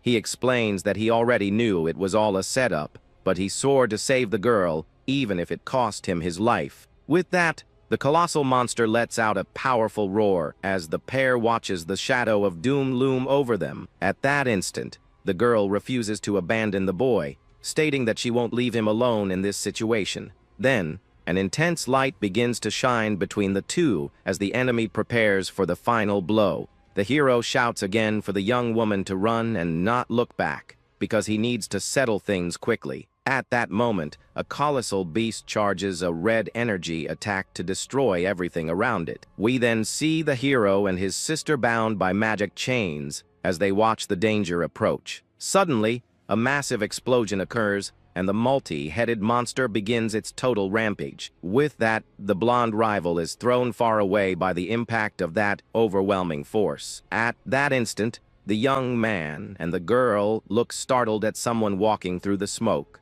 We then focus on the firm steps of a person arriving on the battlefield to change their fate. But soon, the blonde warrior draws her sword and announces that she has come as reinforcement to save the group. The boy is surprised by the unexpected visit and wonders what she is doing in this dangerous area. He then thanks her for saving him once again, while the fallen enemy tries to recover from the shock. But the traitor gets up in a panic and shouts that he can't believe this turn of events. With that, a purple dagger glows intensely in the villain's hand as he plans a cowardly and deadly attack. At that moment, the trash moves in from behind the knight to try and finish her off in a treacherous way. However, the protagonist notices the movement and activates a protection ability at the last second. A giant fist of energy then appears to repel the blow and show who's in charge. From the impact of the punch, the adversary is thrown to the ground and lets out a cry of pure agony. The boy then calls the guy scum, but receives a gentle thank you from his blonde ally, but the roar of the giant hydra interrupts the moment, showing that the main monster is still standing. With that, the hero notices his stamina is low and that he can't teleport everyone out of there. At that instant, he asks his companion to take his little sister to a safe place, far from the fight. She accepts the mission immediately and starts running, carrying little Shiori in her arms. As they flee, the girl cries out for her brother, showing she is very worried about what's to come. He maintains a focused gaze, showing that he is ready to face the toughest challenge of his life. But the young woman affirms that she believes they will meet again and asks the warrior not to lose this fight. With a confident smile, the trap master confirms that he will do his best to win. The boy is then left alone before the seven-headed beast and prepares for the final confrontation. At that moment, the monster roars with all its fury, showing it will have no mercy for its opponent. But the hero concentrates his magic into a glowing circle and vows that he will take down this area boss. He then creates a purple magic circle to launch himself into the final battle. In the air, he is surrounded by the Hydra's heads, which fire red beams in every direction. With that, one of the creature's heads fires a powerful energy beam straight at him. With no time to waste, our hero creates a diamond shield to block the beast's attacks. He knows that if he defeats the boss, all the monsters and the enemy's army will disappear. With a plan in mind, the young man figures that to win, he needs to destroy the base of the central neck. At that moment, he realizes the heads are spread out to protect the creature's weak spot. So he deduces that if he jumps into the middle of the Hydra, its defenses will be wide open. With his sword in hand, the protagonist shouts that this will be the final blow to end the fight. And so, he leaps toward the monster's core to deliver the decisive attack. But suddenly, the young man realizes something is very wrong and wonders if this is a trap. At that moment, an intense light hits him, and he is caught off guard by the creature's trap. A massive explosion occurs, engulfing our hero without giving him any chance to defend himself. As the dust settles, his blonde rival appears on the ground, coughing from the smoke. He gets up, stunned, and wonders what on earth just happened there. Then, the delinquent remembers the protagonist and tries to understand the outcome of the battle. To his surprise, the Hydra is still standing and seems completely unharmed. At this, the rival lets out a laugh, realizing the guy couldn't even scratch the area boss. Our hero then appears on the ground, and the enemy says he was just a rookie hunter. Unconscious, his sister's voice begins to echo in his mind, calling for him desperately. The scene shifts to the past, and we see Shiori asking why her brother isn't saying anything. Bruised, our protagonist seems to have gotten into a fight at school and is injured. She says he should tell their mom or the teachers, but he just asks for the first aid kit. With a sad look, the girl kneels and seems hesitant to say something to her brother. She then asks if he gets picked on for always saying he wants to be a hunter, but he states that they've already decided, and one day he will protect her and their mom, so he can't cry. Despite his words, the young girl continues to look very worried about the situation. At that, she says she can't stand to see him like this, and asks him not to keep everything to himself. Back in the present, our hero's eyes suddenly open with a newfound determination. He gets up from the ground and faces one of the Hydra's heads, ready to continue the fight. The creature concentrates a sphere of red energy, and the protagonist senses the imminent danger. With a desperate look, the young man prepares for the impact with nowhere to run. Suddenly, an armored hand grabs his arm, stopping him from backing away. To his surprise, Jean appears and protects him with her sword, calling him master. Then, little Mimi also appears to help, and the young man is happy they came. The elf then turns to her master and says she's ashamed to admit something. She explains that upon sensing the danger, they disobeyed his orders and came back to save him. With his two allies by his side, the protagonist is speechless for a moment. With a sincere smile on his face, he thanks them both for the unexpected help. His companions then turn to the monster, ready to fight with everything they have. Now together, the trio faces the giant Hydra, preparing for the real battle. The creature fires several beams, and the young man asks his allies to do something for him. He then yells for them to seal the beast's attacks for a short time, and they agree. Jane plants her feet firmly on the ground and prepares to spring into action to execute the plan. The protagonist runs toward the Hydra, thinking he might not be able to do this alone, but with the help of his companions, he believes he can win and prepares his magic. He remembers a trap he prepared earlier and thinks it's the only one that can end the fight. Following the plan, the warrior attacks one of the creature's heads with her sharp sword. Meanwhile, Mimi runs toward the monster's legs to carry out his part of the strategy. The small chest opens to reveal a bomb, which he places at the creature's base. A huge explosion occurs, causing considerable damage to the giant Hydra. Amid the flames, Jane praises Mimi for the successful attack against the area boss. The two then look up to see the result of their combined attack. The elf observes her gauntlet, which seems damaged by the monster's power. To everyone's shock, the creature's wounds begin to heal rapidly. Jen realizes the beast has immense power and absurd regeneration. She then concludes that they don't have enough firepower to deal with this enemy, but Our hero interrupts her, saying they do have enough power to win. He thanks the two for their help and launches a purple energy attack at the creature. The elf grows worried and asks if her master is really going to release that trap. With a shout, our hero activates his trap creation with all the energy he has left. A wave of purple energy spreads across the battlefield, destroying everything in its path. Several coffins emerge from the ground, positioning themselves for the grand final strategy. The screen reveals that these are the phantom coffins used to seal trapped monsters. With a determined look, our protagonist states that this time, he will end it all for good. He then prepares the ultimate trap to finally put an end to the powerful beast. The young man turns to the Hydra and shouts for the creatures of darkness to assemble for battle. He then activates his special ability, called Monster Force, to summon his new army. The protagonist faces the giant Hydra as several creatures appear behind him. The Hydra roars furiously, but doesn't seem intimidated by our hero's army. He then explains that his mana dropped drastically because of the battle in the tunnel. At that moment, the scene flashes back to the tunnel, where he was surrounded by enemies before. He reveals that the place was full of traps that summoned monsters nonstop. Inside the tunnel, he used his subjugation ability to dominate all the creatures. With a smile, he says that although he used a lot of mana, he obtained the strongest army, and so he faces the giant Hydra alongside his new and powerful creatures. With a determined look, the young man affirms that he will finish the monster once and for all.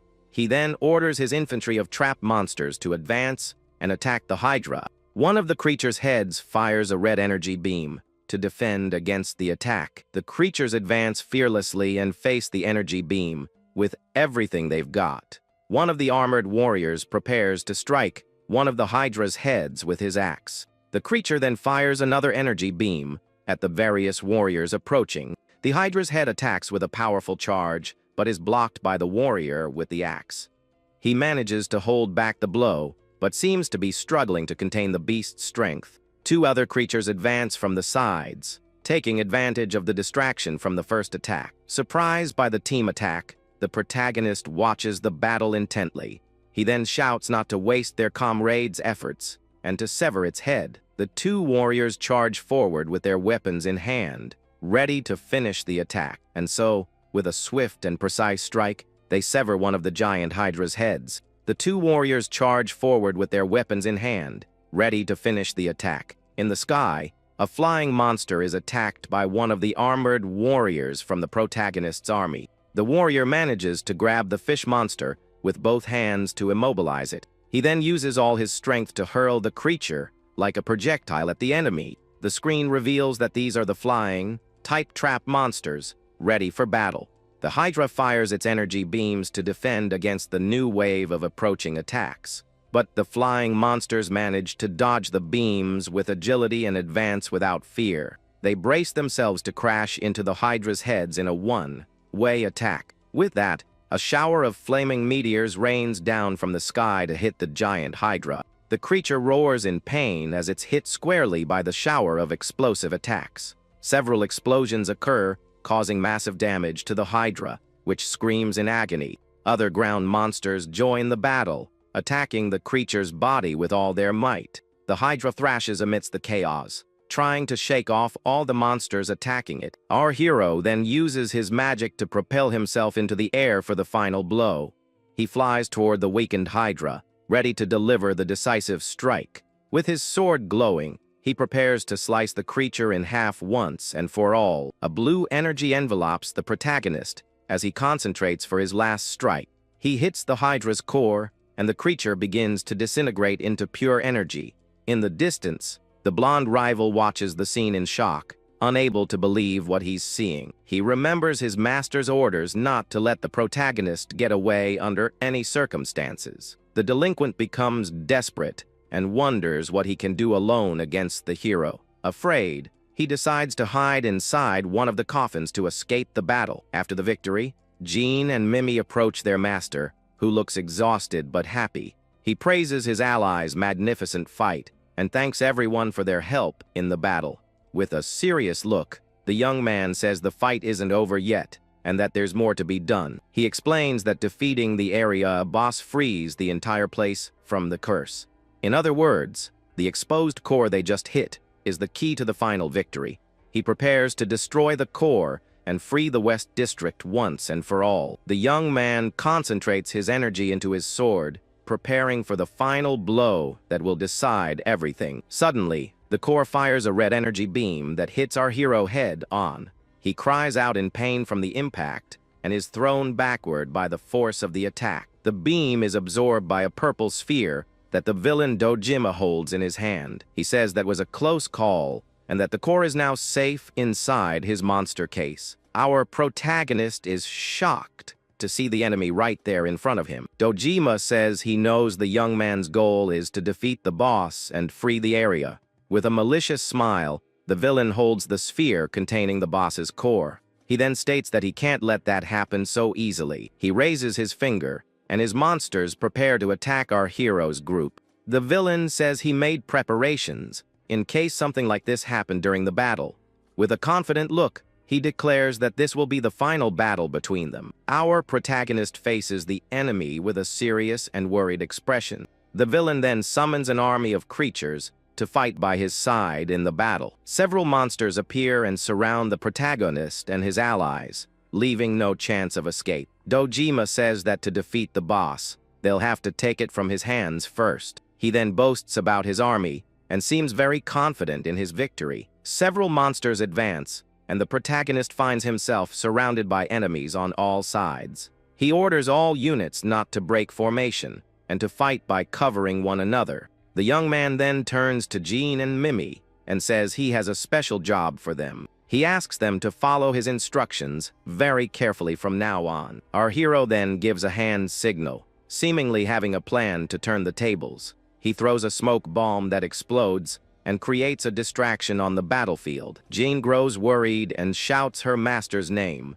not understanding what is happening. Amidst the smoke, the elf looks for her master, but can't find him. Little Mimi also cries out desperately upon realizing he's been separated from his owner. Our protagonist realizes the bombardment has separated him from his allies and becomes concerned. Dojima reappears and says that this fight won't be over so soon, staring at him with a smile. The villain comments that he must have spent a lot of mana on his monster force in the previous battle. Our hero knows that if the fight turns into a war of attrition, he will lose quickly. The screen shows his mana decreasing, and he knows he must avoid this at all costs. Suddenly, several robotic monsters start running toward him to attack. He turns around, startled, and sees the army of robots approaching for the final assault. He then activates his trap creation to try to escape the robot army. With the insane jump trap, he is launched into the air, fleeing from the enemies. Two of the robots end up crashing into each other with force and explode in the middle of the battlefield. Our protagonist thinks he can finish them off, but can't afford to spend too much mana right now. He lands on the ground and prepares to continue fighting the robots that surround him. With a determined look, he decides to use a new strategy to conserve his energy. In the distance, the villain Dojima watches the scene with a malicious and confident smile. He seems surprised by something, but shows no concern about the situation. Suddenly, a whistle doll appears on the battlefield to attract the monsters. The robots are confused by the doll's appearance and don't understand what's happening. Our hero then calls the monsters' attention and asks them to approach the doll. The robots obey and move closer to the trap, curious to see what will happen. The protagonist activates another trap creation, and a magic circle appears under the robots. The monsters are caught by surprise by the trap and are launched into the air with no chance to defend. The flash electric fence hits all the robots with a powerful shock, deactivating them. He celebrates having managed to defeat the enemies using only low-cost traps. Even so, he knows the situation is still difficult and that this tactic won't work forever. His mana continues to decrease, and he feels the pressure of the battle weighing on his shoulders. Suddenly, a giant robot appears behind him, ready to attack with everything it has. Our hero uses his trap creation to create hell burners and attack the robot. He holds the sphere of fire, but seems to be struggling to control so much power. With a shout, he unleashes a shower of rocks that crushes the robots with full force. His mana continues to drop, and he realizes he has no time to think about tactics. He then notices that he's not the only one struggling, and that his troops are also suffering. His monsters are being overwhelmed by the difference in numbers, and he grows worried. He looks to the sky and sees his flying monsters being taken down one by the enemy. Our protagonist realizes he needs to retreat before his mana reaches 0, and he loses. He then starts running to get out of the danger zone and recover his strength. Purple energy beams follow him as he flees the battlefield desperately. He looks back and sees Dojima's army pursuing him relentlessly. Suddenly, an arrow is fired in his direction, and he has no time to dodge. He turns around frightened and realizes he's cornered with nowhere to run. With no choice, he uses his last bit of energy to create a diamond shield and protect himself. The arrow collides with the shield, but he realizes his mana has hit 0, and he's defenseless. The villain Dojima laughs and asks what he's doing, spending his last mana on a single arrow. He says that now the protagonist's fate is sealed, and that he can do nothing more. With a malicious smile, he gloats about his victory and how his plan was a success. He states that a hunter with no mana on the battlefield is completely finished. Our hero becomes desperate, realizing that all that's left is to accept his end. The villain then says his goodbyes and tells him to see him in the afterlife, but he's interrupted by someone. The blonde rival appears and shouts that he will be the one to finish off the protagonist. He says that after all the times he's been humiliated, he deserves the right to get his revenge. The delinquent then prepares to attack the protagonist with his glowing sword. With a shout, he uses his tornado ability to deliver a powerful blow. Suddenly, Dojima strikes him and throws him to the ground with force. The rival is shocked and doesn't understand why his own master attacked him. The villain yells at him not to interfere, saying he's a piece of trash who's 100 years too early to be stealing his prey. Our protagonist questions how he could treat his own comrade that way. Dojima replies that a comrade is someone useful and that the blonde only got in the way of his missions. He says that useless worms like him are just an eyesore and that it was natural to eliminate him. Our hero gets angry and yells that he can't just discard people like that. With a cold look, the protagonist faces the villain, who seems not to care about anything. Dojima then reaffirms that he will be the king who rules the world by his own rules. He shouts that there is no place for the weak in his kingdom, and that all will be eliminated. Losers and cowards who can't carry their own weight will be cut down without mercy. He then declares that only the strong and capable have the right to live in his new world. Our protagonist is speechless upon hearing the villain's cruel words. He then asks what will happen to the people living in the city now. The villain laughs and says that for now, they are alive only to keep the city running. He then reveals that sooner or later, all the elderly with no future will be discarded. Next, he says that children with no talent will also be the next to be eliminated. With a malicious smile, the villain amuses himself with the idea of his perfect world of the strong. Our protagonist realizes the only ones left would be the henchmen he brought with him.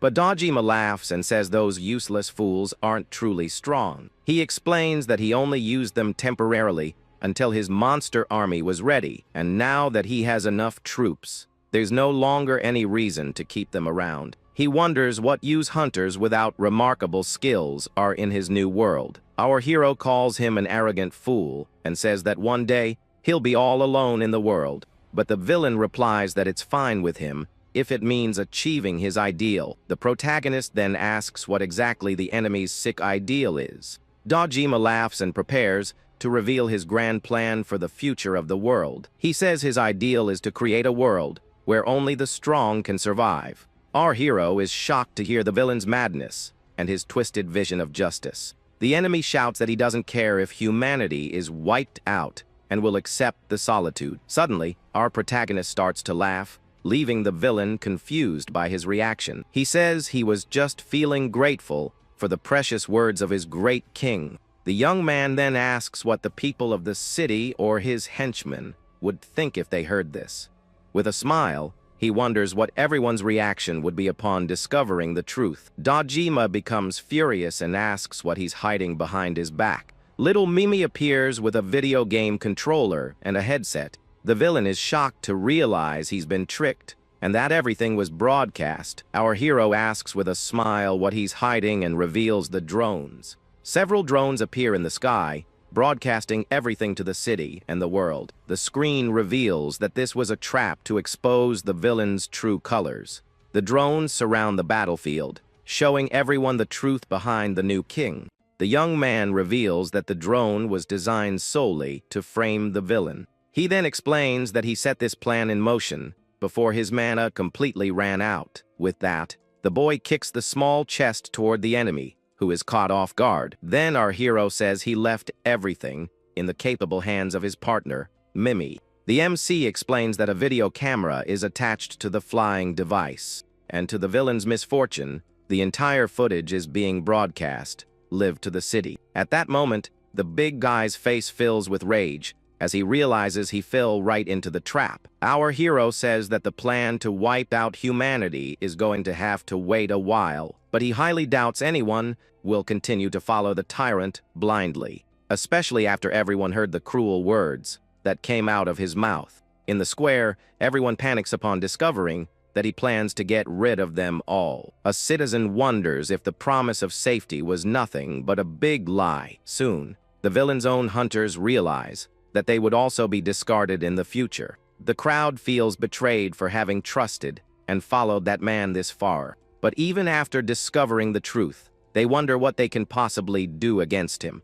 Everyone in the square is confused and doesn't know how to react to this revelation. On the battlefield, the robots stop and begin to turn against Dojima's allies. With a victorious smile, the boy says the enemy's plan has gone down the drain. However, a bead of sweat rolls down his face because the fight is far from over. Dojima then shows a wicked smile and angrily tells the MC to shut his mouth. Dojima doesn't seem to care and says, "This is just a minor setback." He then orders an arrow to be fired at the drones to destroy them. At this, the villain screams that he doesn't care about the opinions of people who can't act on their own. The enemy then claims that the only obstacle in his path now is young Ninomiya. He yells that once he defeats the boy, his nation will finally be complete and perfect. With that, there will be no one left to stand in his way and mess up his plans. The tyrant says that now that the hero is out of mana, he can finally take him down. The boy recognizes the item, but the color is different, and he wonders what is inside. Then the villain, with a shout, prepares to hurl the magic sphere onto the ground. He calls the creature his true executioner as he summons it to the battlefield. A giant creature emerges, and the enemy reveals it was created from 3 different monsters. Furthermore, he explains that its powers are balanced, and it has no weak points. The enemy then asks if the hero thinks he can survive this ace up his sleeve. The boy is shocked by the creature's bizarre appearance and calls it grotesque. The creature then prepares a fire attack with one of its hands to strike the boy. It launches a blast of fire, and our hero runs to avoid a direct hit. At that moment, the boy's archer monsters appear to protect their master. They fire their arrows, which hit the enemy's giant creature dead center. However, the archers realize that their attacks had absolutely no effect. The arrows simply fall to the ground without leaving a single scratch on the powerful monster. The giant creature repels our hero's troops with an unknown power. The boy is surprised to see the barrier and understands what it meant to have no weak points. The wooden part of the monster then attacks the MC's allies with green energy. With that, the vine attack hits our hero's monsters directly, tossing them aside. He screams in desperation as he sees his troops being easily defeated by the enemy. The villain just laughs wickedly, enjoying the young man's desperate situation. He then orders his creation to go on a rampage and destroy everything in its path without mercy.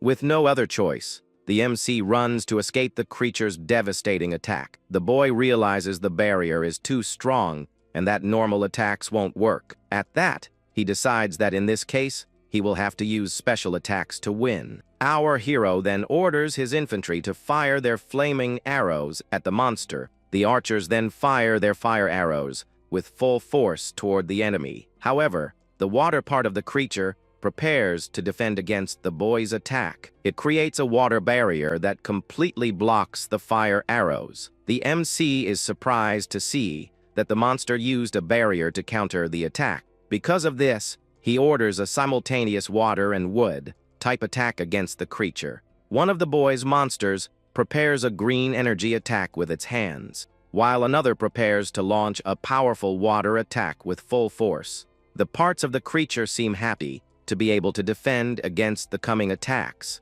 The monster then defends itself with a wood barrier and a fire barrier combined. The boy realizes that the creature can manifest counter attack barriers at will. He understands that the three monsters used as a base each have a different attribute. Besides the normal barrier, it can generate attribute barriers as needed.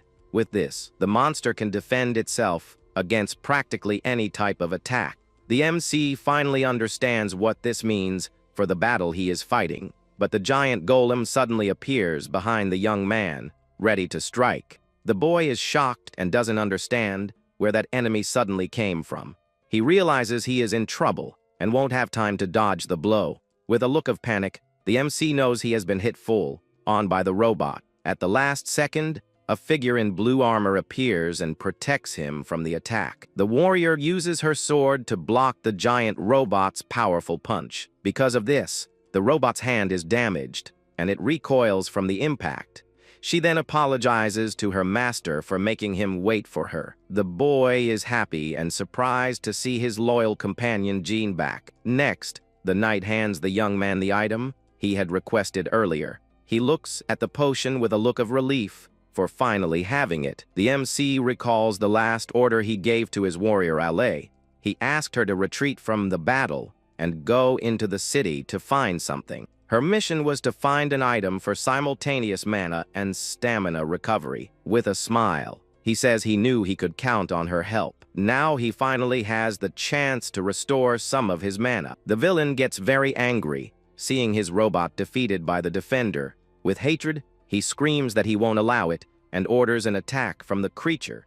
Our hero prepares to drink the potion and regain his energy, but the giant monster prepares a powerful attack to try and stop him. The creature concentrates a large amount of red energy in its hand. Even with the attack coming his way, the boy seems very determined. A large explosion of fire is launched toward the MC. After the smoke clears, the young man is seen lying on the ground in the middle of the dust. He then stands up and realizes he is completely unharmed by the attack. The boy's gaze turns to the side, and he understands what just happened. He sees his companion Jean lying on the ground, seriously hurt from the blow. Desperate, he screams her name as he realizes how badly injured she is. The boy wonders if she threw herself in front to protect him. He remembers that the warrior protected him with her own body to save him. The villain gets annoyed and complains that the monster did something totally unnecessary. A look of surprise appears on his face, because he cannot believe what the creature did to save the boy. Our hero then holds his companion and tells her to hang in there. With her eyes closed, the warrior appears to be unconscious after the attack. Dojima smiles and says she is the main monster, so leaving her like that is a good result. Our hero hugs his injured companion with a look of sadness and desolation. With a furious gaze, the boy tells the enemy not to mess with him and his friends. He yells that she is his comrade and asks if the villain has any idea how he feels. But the tyrant doesn't care and, with a wicked smile, says he's going to crush the young man. Full of rage, the MC screams for the enemy to come down and fight him right now.